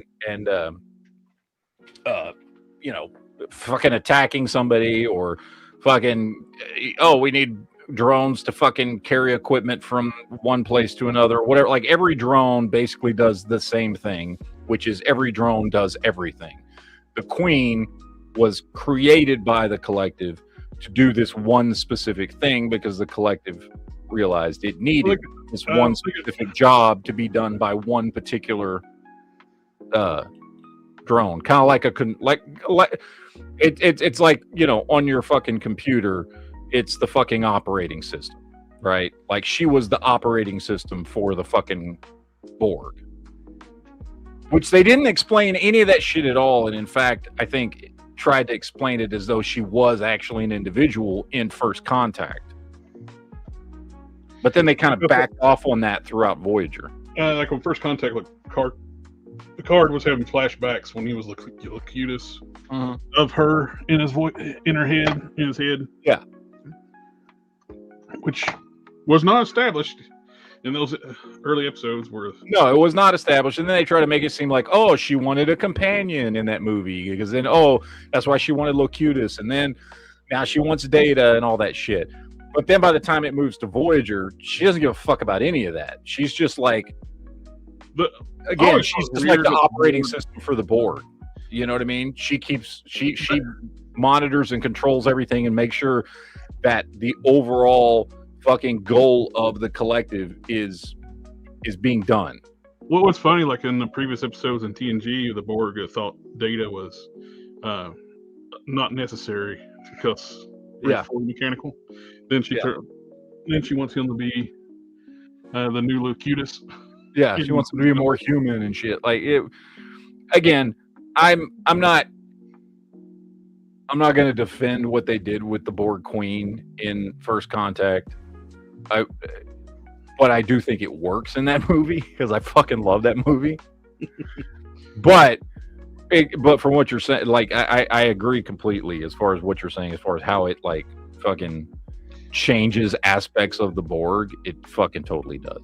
Well, it makes them less threatening, I think. Yes, it does. There is something way more threatening about just essentially a force of fucking nature that you cannot stop. Yeah. That is just that has no, for lack of a better term, you know, mindset or free will other than what it is programmed to do. There's there's something very terrifying about a thing you cannot fucking reason with. Whereas when you start to give that thing a personality and a figurehead that you can reason with, it becomes, like you're saying, less threatening. Yep. So I agree. What I thought was done well when they introduced like 7 and 9, they made her the voice for the collective, an individual easier for them to talk to and relay stuff to the collective. Yeah. She basically they elevated her consciousness within the Borg to act as a voice, kind of a la Locutus. Yeah, exactly. Which, when they did Locutus, made sense. The Borg realized, hey, we've captured a bunch of people and we're turning them all into drones. Why don't we take this one and fucking see if we can use it to our advantage in a way that, just as a communication device more than anything else. That's what I always got from Locutus. Yes. He was just a communication device, and he was only put in place because they thought it might further their own goal of assimilation. Exactly. Like that was the only reason he was there. Well, you could say that is the same thing with Seven, because when she was first introduced, think about it, she's like, "Oh, I'm the tertiary adjunct of this Unimatrix." That's what we're saying. Yeah. Well, what the hell is... was that worked because she was, they didn't try to make her an individual or anything like that. They were just like, okay, we need basically a fucking mouthpiece to communicate with these fucking humans because we want something out of them. And that's exactly what they did with Locutus. They were like, oh, here's this. We have identified that this individual is of some level of importance to the people we are trying to assimilate.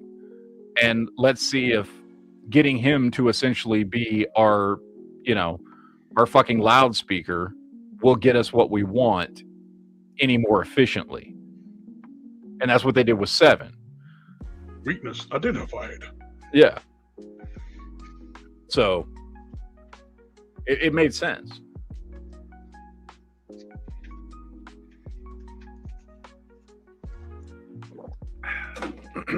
But anyway. Yes. Here we are. Have we fixed all the problems with entertainment? We haven't even talked about Star Wars yet. I don't even think I want to get into that right now. That's next week. We've discussed DC and Star Trek for the last hour and a half, which is we've all kind of agreed. DC needs to hold the course for now. See how it goes. More than likely, Gunn's going to leave either for his contract stuff or before. They probably would want him to go before, then they don't have to pay him as much. Yeah. I think they're like I said, I don't think they're going to encourage him to leave before the next Superman movie because of where it's at in pre-production and development. I don't think I think it's mutually beneficial to everybody to just let that go ahead and happen. I'm willing to bet they're going to have some input on the second one because the first one, to me, was a mess. Yeah, like I said, I as a comic book fan, I enjoyed it because it was like just watching a comic book on the movie screen. However, there's so many things I would have done differently as a fucking movie, as the first movie in this new IP, this new franchise going forward. There's so many things I would have done differently. But as a comic book fan, I was like, cool, I'm watching a comic book on the screen. Oh, Krypton's Toy Box asking, did we mention in the theory that suit's not Hal's? I don't know. No, I mean, that is one of the theories. The other theory is that that's just Hal's old suit that he has not worn for a long time, hence the reason why he is training Jon Stewart to take over. So the brown on it and the brown and the leather too kind of goes with the flight suit stuff. Yeah. Yeah, people were like, "Oh, what is this? Brown lanterns?" And I was like, "I don't know. It looks fine to me. Like, I don't." It's got green on it. A lot of people keep sharing that AI picture of him wearing a brown suit. It's AI. Yeah, no, that's you can see green on this suit. Well, the whole undersuit, the quote unquote leather armored panels on it might be brown, or it could just be. Or on the shoulders are clearly green. On the the undersuit here. This is all green under here. Yeah, on the strap area, that's green. Yeah, this is all green. The sleeve is green. All of that's green. This might be brown, or it could just be the fucking filter they're putting on this thing. Who the fuck knows? Or what it'll actually look like on the show. I have no idea. But this triggered a lot of people. But again, like I was saying earlier, I think it's the same people that just don't like the concept of this show not being some grand space opera. Or so they weren't going to like this no matter what. Maybe maybe this Hal fuck, has. dude, Guy's suit was mostly white and black with just some green stripes on it, and you know, Of course, like, I hated Hal's suit. You know, oh, Hal's suit was fucking awful, not but Hal's suit, the Guy's suit. or Guy's suit, yeah, Guy's suit was fucking awful, but he's still Green Lantern. You know what I mean? Like, yeah. I'm honestly, if there are brown leather parts on this suit, because that's, you know, again, his style, because he was a fucking test pilot. And we've established that the suits that maybe are worn he has by irritable bowel disease. He just wears brown just because of it. Yeah, maybe he's just got a bad case of diarrhea. I don't know. Either way, the suit didn't fucking trigger me. You know what I mean? I don't have a problem with it. Again, I am 100% certain that we're going to get actual Green Lantern shit that people want in this show.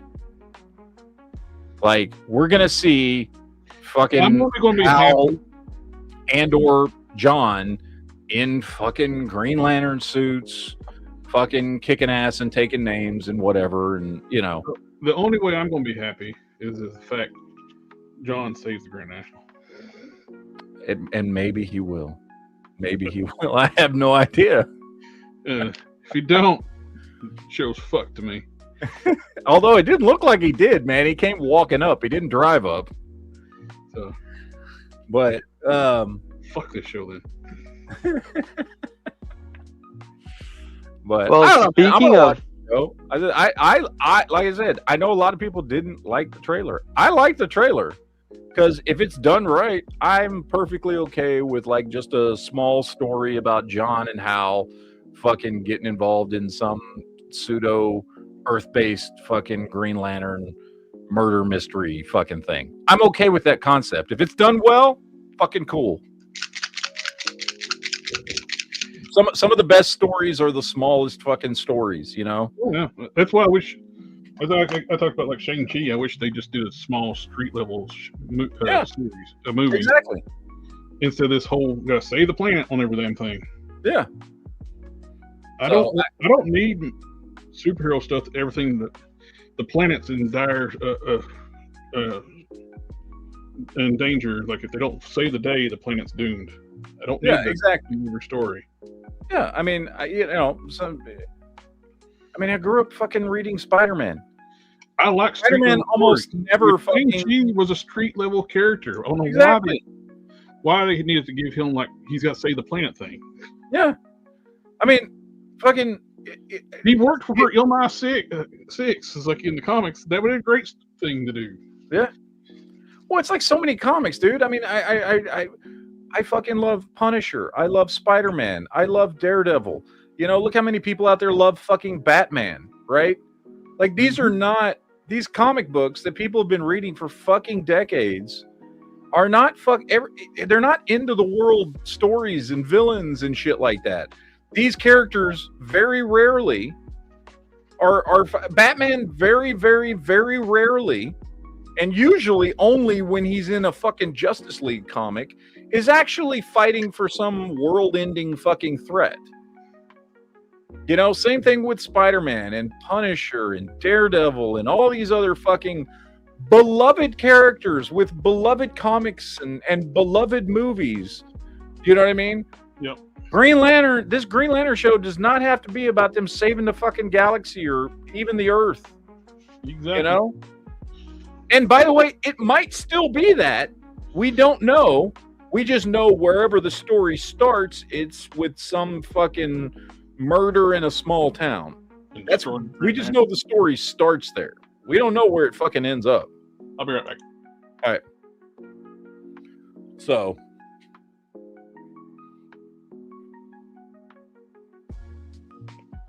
Speaking of which, have you seen the little videos of Nathan Fillion going around and talking to all of his old Firefly castmates?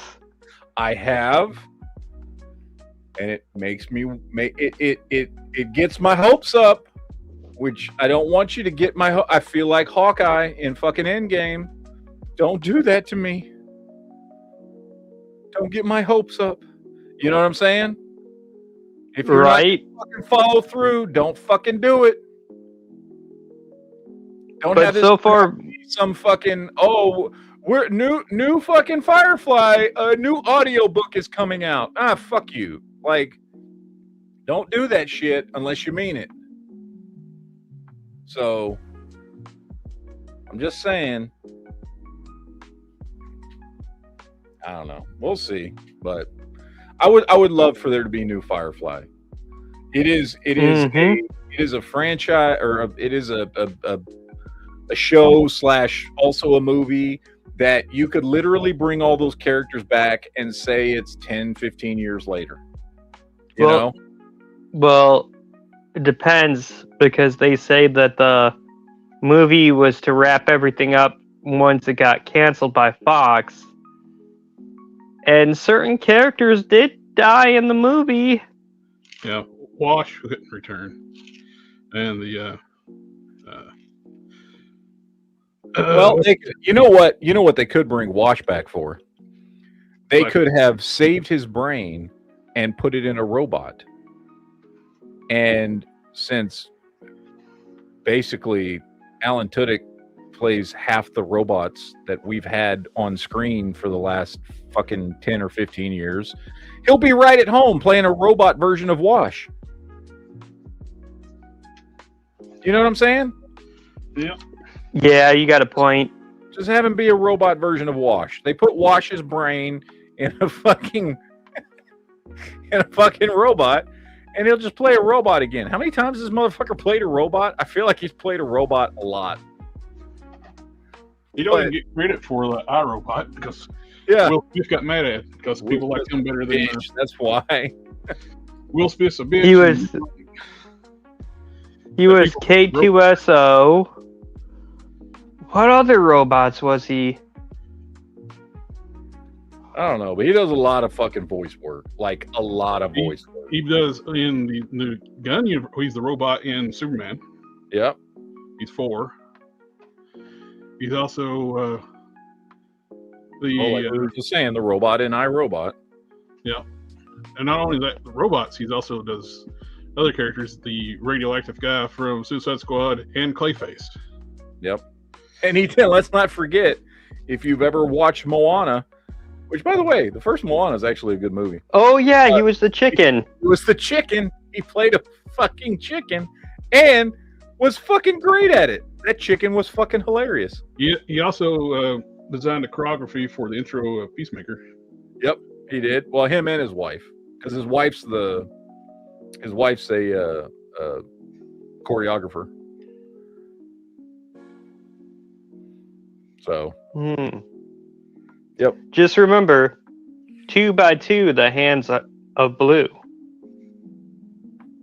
I did see some. I know they're already put the rumors out, like possible season 2 of Firefly on Disney Plus.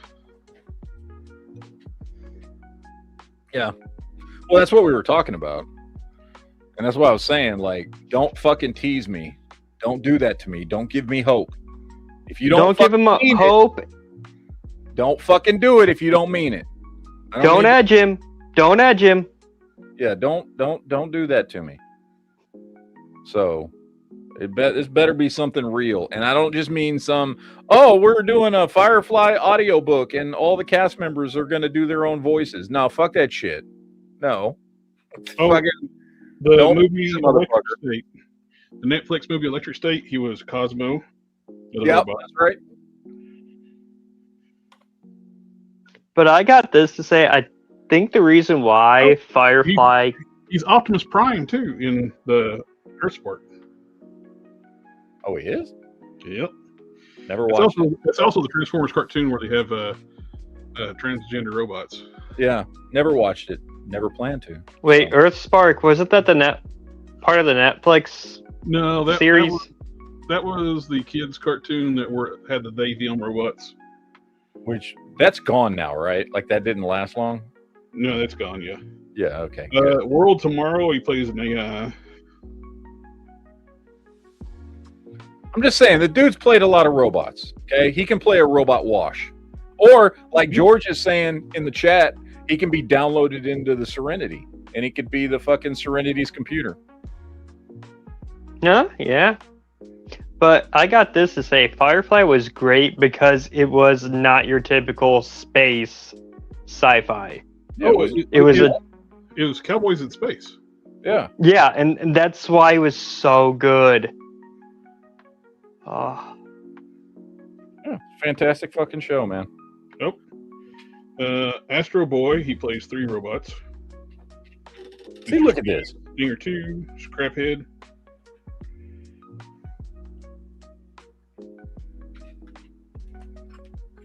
Yeah, just get him to I play. found a site all his different like voices for. I'm scrolling through all the different robots.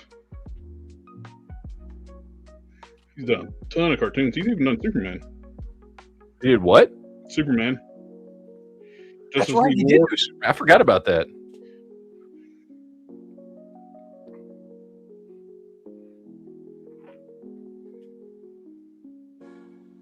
And yes, George, you're right. Not for Gary. Sorry. We didn't call him by his proper name. His name is not Robot Number 4. It's Gary.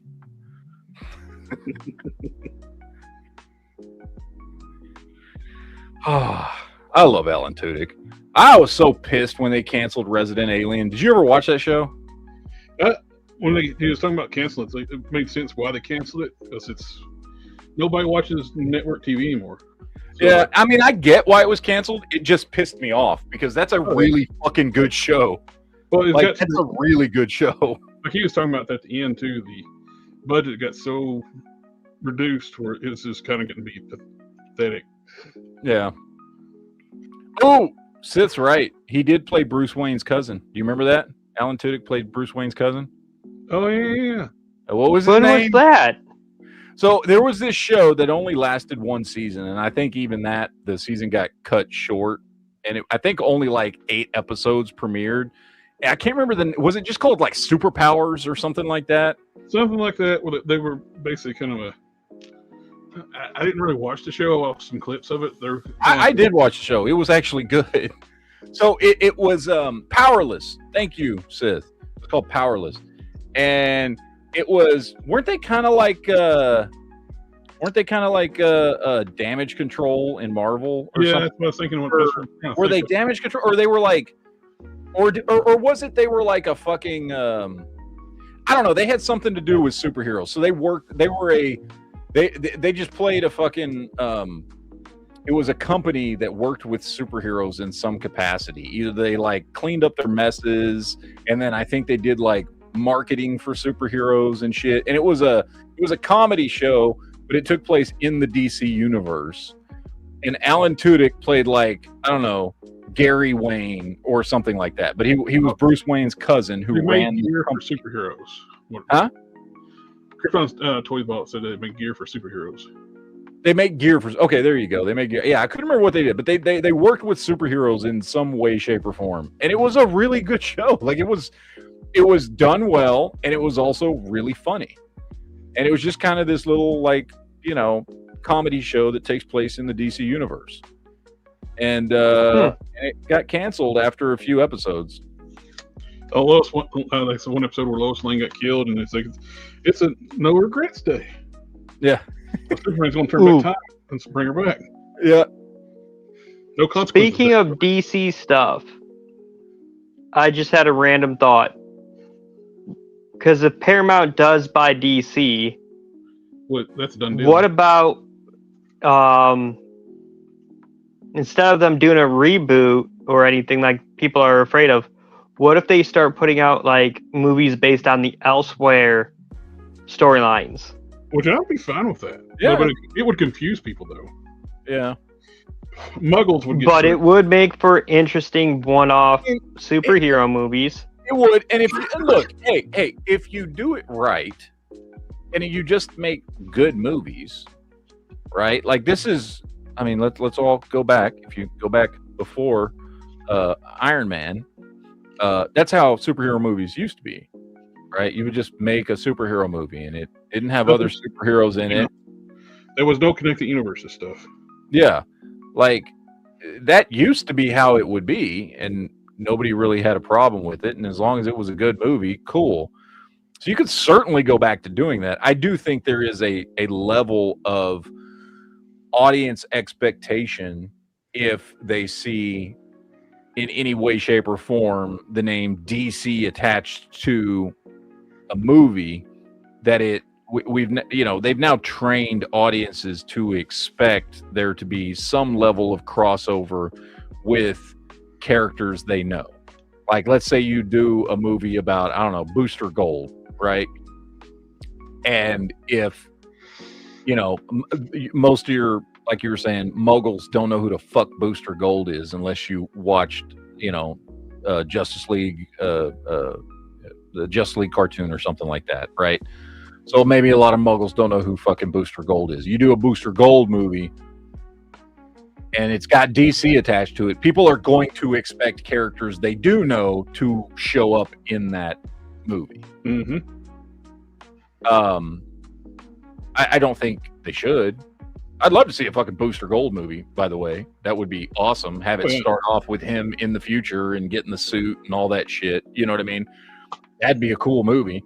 And maybe that's not a good example because, to be honest, like, part of the story of that is he has to come back in time and start kind of getting into it, or at least getting in the way of other heroes. So maybe that's not a good example of what I'm talking about. But of course, they could. It could be the start of Booster Gold too, though. A good writer could write a good story about him in the future, kind of being a loser, stealing the suit. That's what he does. He steals the suit out of a museum. Yeah. I'd be all for that, Chris. Yeah. I mean, I just want to see a live action Superman Red Sun. That would be cool. I would not have a problem whatsoever doing a Red Sun Superman. Yeah. The big issue is getting the right people involved. They should get the people who were doing those really good DC animated movies. Yeah. That was basically retelling really good comic book stories. Problem is now you got too many activists. They'll just do modern comic stories that are fucking absolute garbage. They'll do Red Sun Superman and like the communists will be the good guys. Or they do the Red and Blue Superman where he gets raped in the ass. Yeah. But he likes it and he realizes he's gay. Or do aged up Jonathan Kent with his pink-haired boyfriend.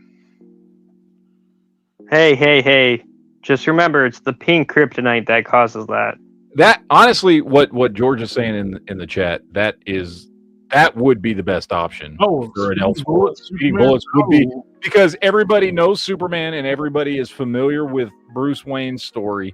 So putting Clark Kent into that would be something everybody would immediately understand, right? Because we already know those two characters. There's nothing really to explain. Like with Red Sun, you got to do some explaining a little bit. With some of the other Elseworld stories, you have to do some explaining.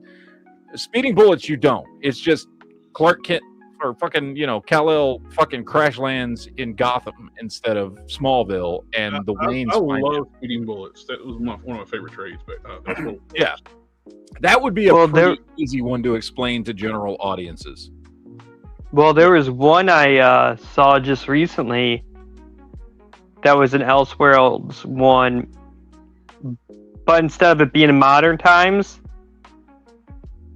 it takes place in the medieval time, and Superman crash lands, but when he crash lands, his parents are with him too. And I've seen bits of that. Yeah, I've seen bits of it, and from what I've seen, it's pretty good, and I'm like, ooh, that would make a good movie.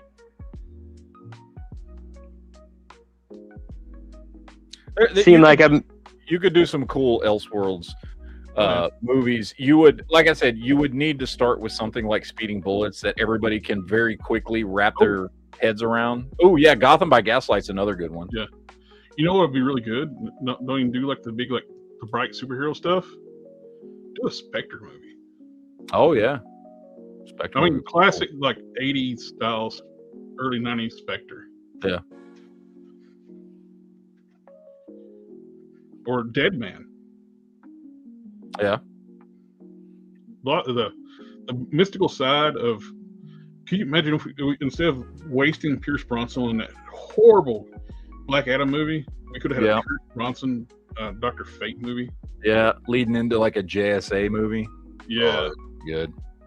Yeah, he was the best part of that movie. Oh yeah, by far.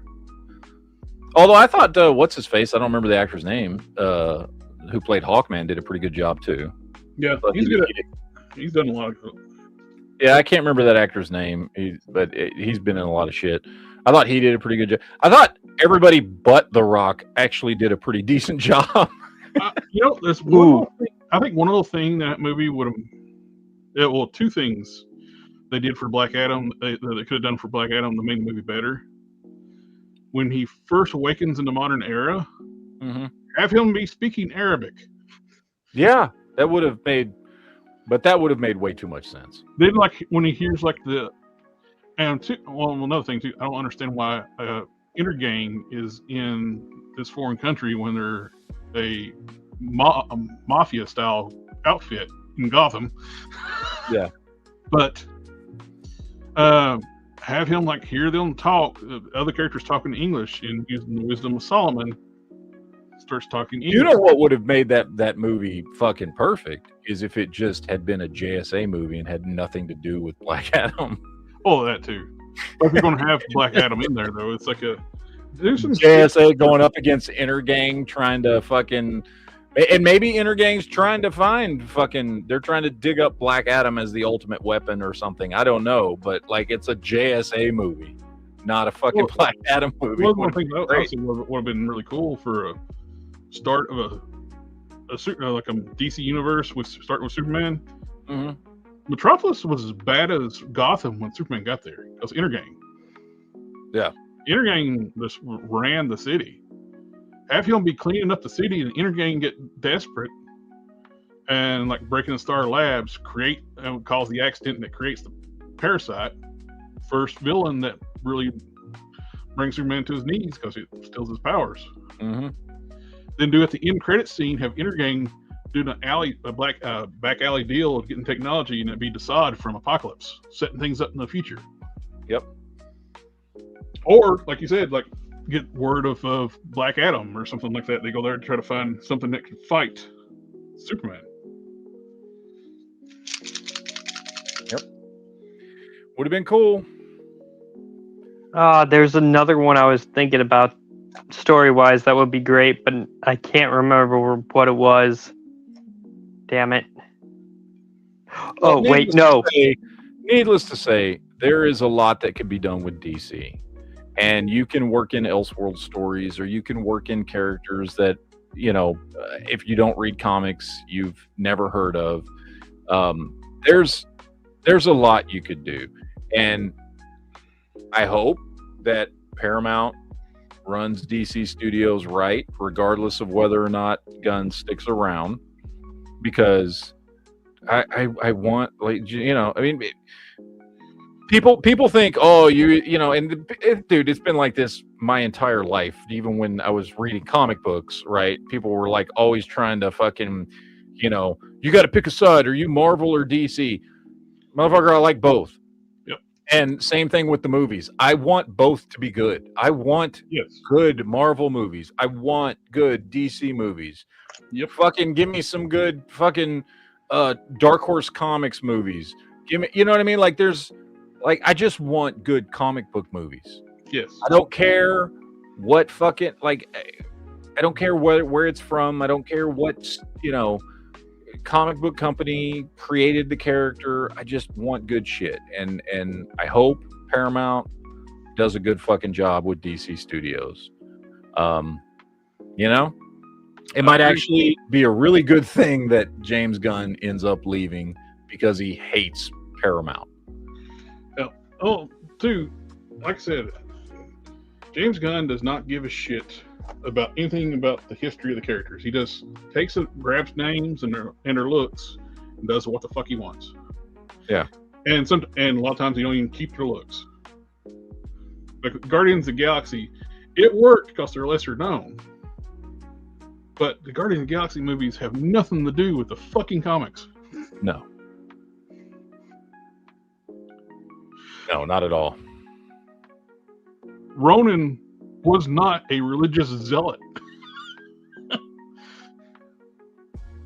Ronan was the basically the Kree like enforcer. Like he was basically their like Judge Dredd. Yeah. And the other thing was, and he wasn't. I mean, from the Kree's perspective, he wasn't a bad guy. No, he was their hero. Yeah, he was their Thor. You know what I mean? Like, he was their Superman. Yeah. So, but whatever. I mean, it is what it is. We'll see. We'll see where all this goes. We got a long way to go before Paramount actually starts doing some shit at Warner Brothers to see if, because again, like we were talking about, their biggest challenge right now is fucking Star Trek far more than DC or anything else, and that's already in their own backyard. That's already people that were in charge of Paramount before were absolute fucking morons. They gave Kurtzman full fucking control. The green light shit without Paramount's approval. Yeah. And they could not tell him to make anything. He could, like I said, they wanted him to make a legacy. He said no. He had the ability to tell the fucking people who own Star Trek no. Which is just fucking crazy, dude. They gave him ownership of the shit he fucking makes. Well, I mean, he can take ownership of that trash. People of Paramount were fucking morons. Yeah. To be honest, I don't think it's a big loss to Paramount that he owns the trash that he's made, because that's not going to make money for him, and it wouldn't have made money for them either. So no, it needs they just need to just let it go. They're trying to play nice for some reason, from what the word is, just so they can keep that stuff he made. Yeah, I say just let him keep it, because nobody fucking wants it. Yep, I agree. Keep your shit here. Take it with you when you fucking leave, asshole. One of the things I love watching on YouTube is the technology breakdowns, like some of the channels for Star Trek. Oh yeah, I love that shit. The problem is though, when they start incorporating Kurtzman track into the channels, it's like, fuck, dude, this shit's not gonna mean fucking canon in fucking a few years. Yeah. Stop.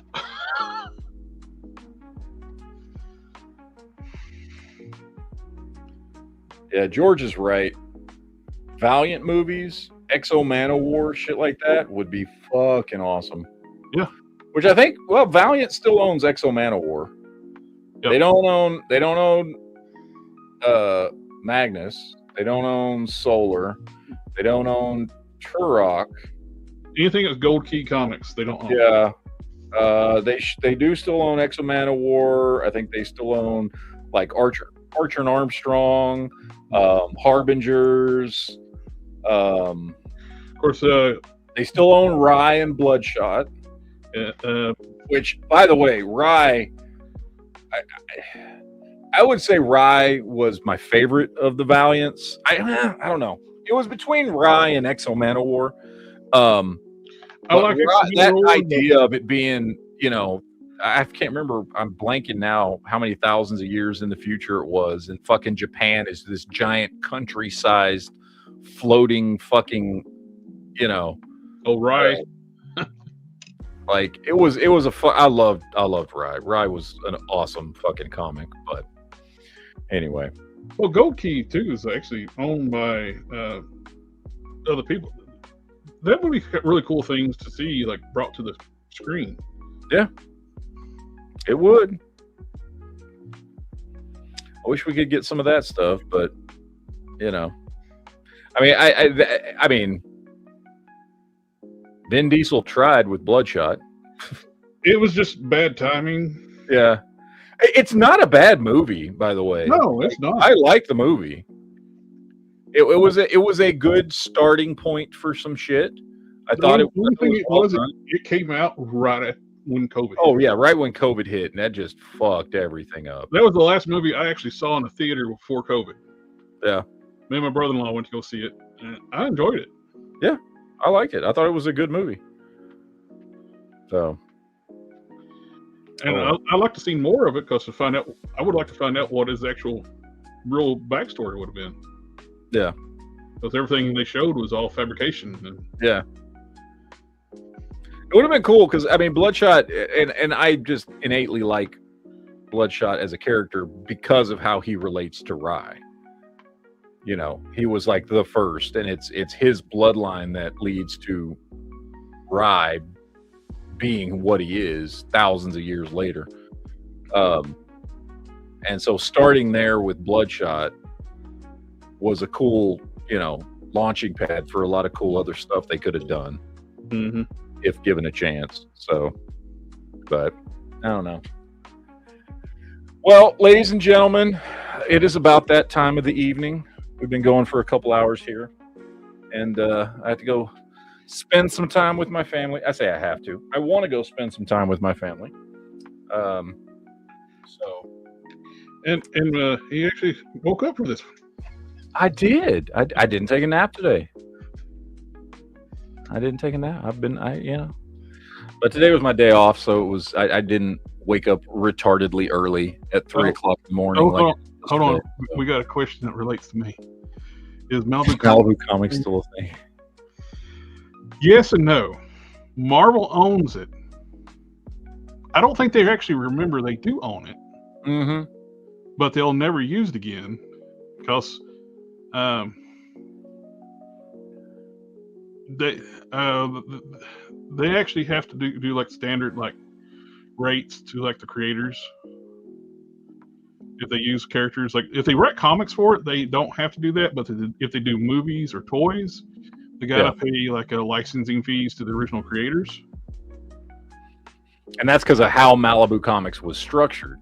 Would Malibu Comics had been structured the way Marvel was structured and still is, where if you create anything while working for them, they own it, like Malibu Comics owned it, then... Well, they own... That'll be free and clear, but Malibu Comics was structured in a way where the creators of what Malibu put out still owned the rights to... or certain rights, right? They owned certain levels of rights to it. Whereas, like, if you create something for Marvel can do whatever the fuck they want. They basically had the same setup as DC. DC, when a character shows up in a DC movie, they actually get pretty good kickbacks from that. But not the same on Marvel. Marvel, you don't get shit. So Marvel, and plus two, we were this close. The DC owning Malibu Comics. The only reason Malibu is in its void is because Marvel, the people running Marvel at the time were dicks, and they didn't want to have DC get a larger sharehold in the comic book industry.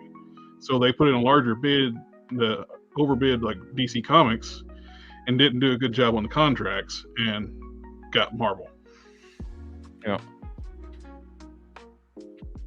Which I would love. That actually, in the early 2000s, they were wanting to do a Prime movie. But Marvel started to do some stuff with Malibu for a brief period of time when they first bought them. Because remember, they were doing all that Infinity Gem shit over in Malibu. They ran for about a year after they bought them, a year and a half, and they killed it. And it's not going to make sense. They were going to do basically a superhero comedy style live action Prime in the early 2000s, and it didn't go anywhere. And yes, Delina, I would love to see a reboot of Spawn, and Wesley Snipes as Blade. Both of those things. I'd be more excited with Wesley Snipes as Blade because the stuff I had heard about a Spawn movie sounded fucking retarded. All that bullshit with Spawn being more like an apparition, a ghost, and all this. Like, I don't know. There were some weird rumors coming out because they've been talking about a Spawn movie being in development for the last 10 years. Yeah. That what's his face? Jamie Foxx. Jamie Foxx was connected to. And the stuff they were talking about sounded fucking retarded. I don't know if it was true, but those were the rumors coming out about what the new rebooted Spawn would be, and I thought it sounded insane. You know what I think would be really cool for if they bring back since the Mashallah Ali Blade movies are not going to happen now. Bring back Wesley in a Whistler role. Yes. Well, bring him back in a Whistler role, or just give him a good send off. Like have him be in fucking Secret Wars or something, and then reboot it after that. Or I don't know. Do something with him, because he, like, I remember this vividly. Like, out of all the cool stuff that happened, and there was a lot of cool stuff, and I'm not saying it's like the greatest movie ever or anything, because it's fucking not, but there was a lot of cool stuff in Deadpool and Wolverine. But at no point in the movie did people get more excited and fucking cheer than when fucking Blade showed up. Absolutely. That movie theater went fucking nuts, dude. And I love the line, there's only going to be one motherfucking Blade. Yeah. Like, give the dude something. Yeah. You know, we got a tease of him in that movie, and it was fucking awesome. But, like, give him something else. Have him be Whistler in the next iteration, or bring him back in Secret Wars for one last fucking, adventure or whatever. I don't know, but do something with They him. can explain why too, like daywalkers have all their strengths and stuff, but they age. Yeah. Have them find a new daywalker, train them, be like Whistler. Yeah, that would be fucking awesome. That would be fucking great. But they'll never do that because it'd be fucking great. Yep. And that's the problem. So, all right, ladies and gentlemen, that is it for us tonight. You guys have a great fucking weekend. We will see you next time. And you're doing your show tomorrow night, right? 7 o'clock Eastern? Yep. I will try to hop on because I'm actually off Monday. My days off got switched. Sweet. So I now get every other weekend and every Monday off.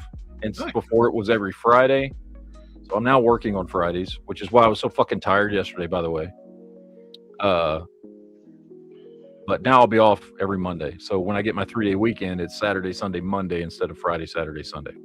Cool. So I will try to be there tomorrow night. So, but that's it, guys. We will see you next time. Enjoy the rest of your weekend, as I said. And deuces, yo, all that good shit that we usually say at the end of the chats. And we'll see you guys next time. Take it easy, guys. Later.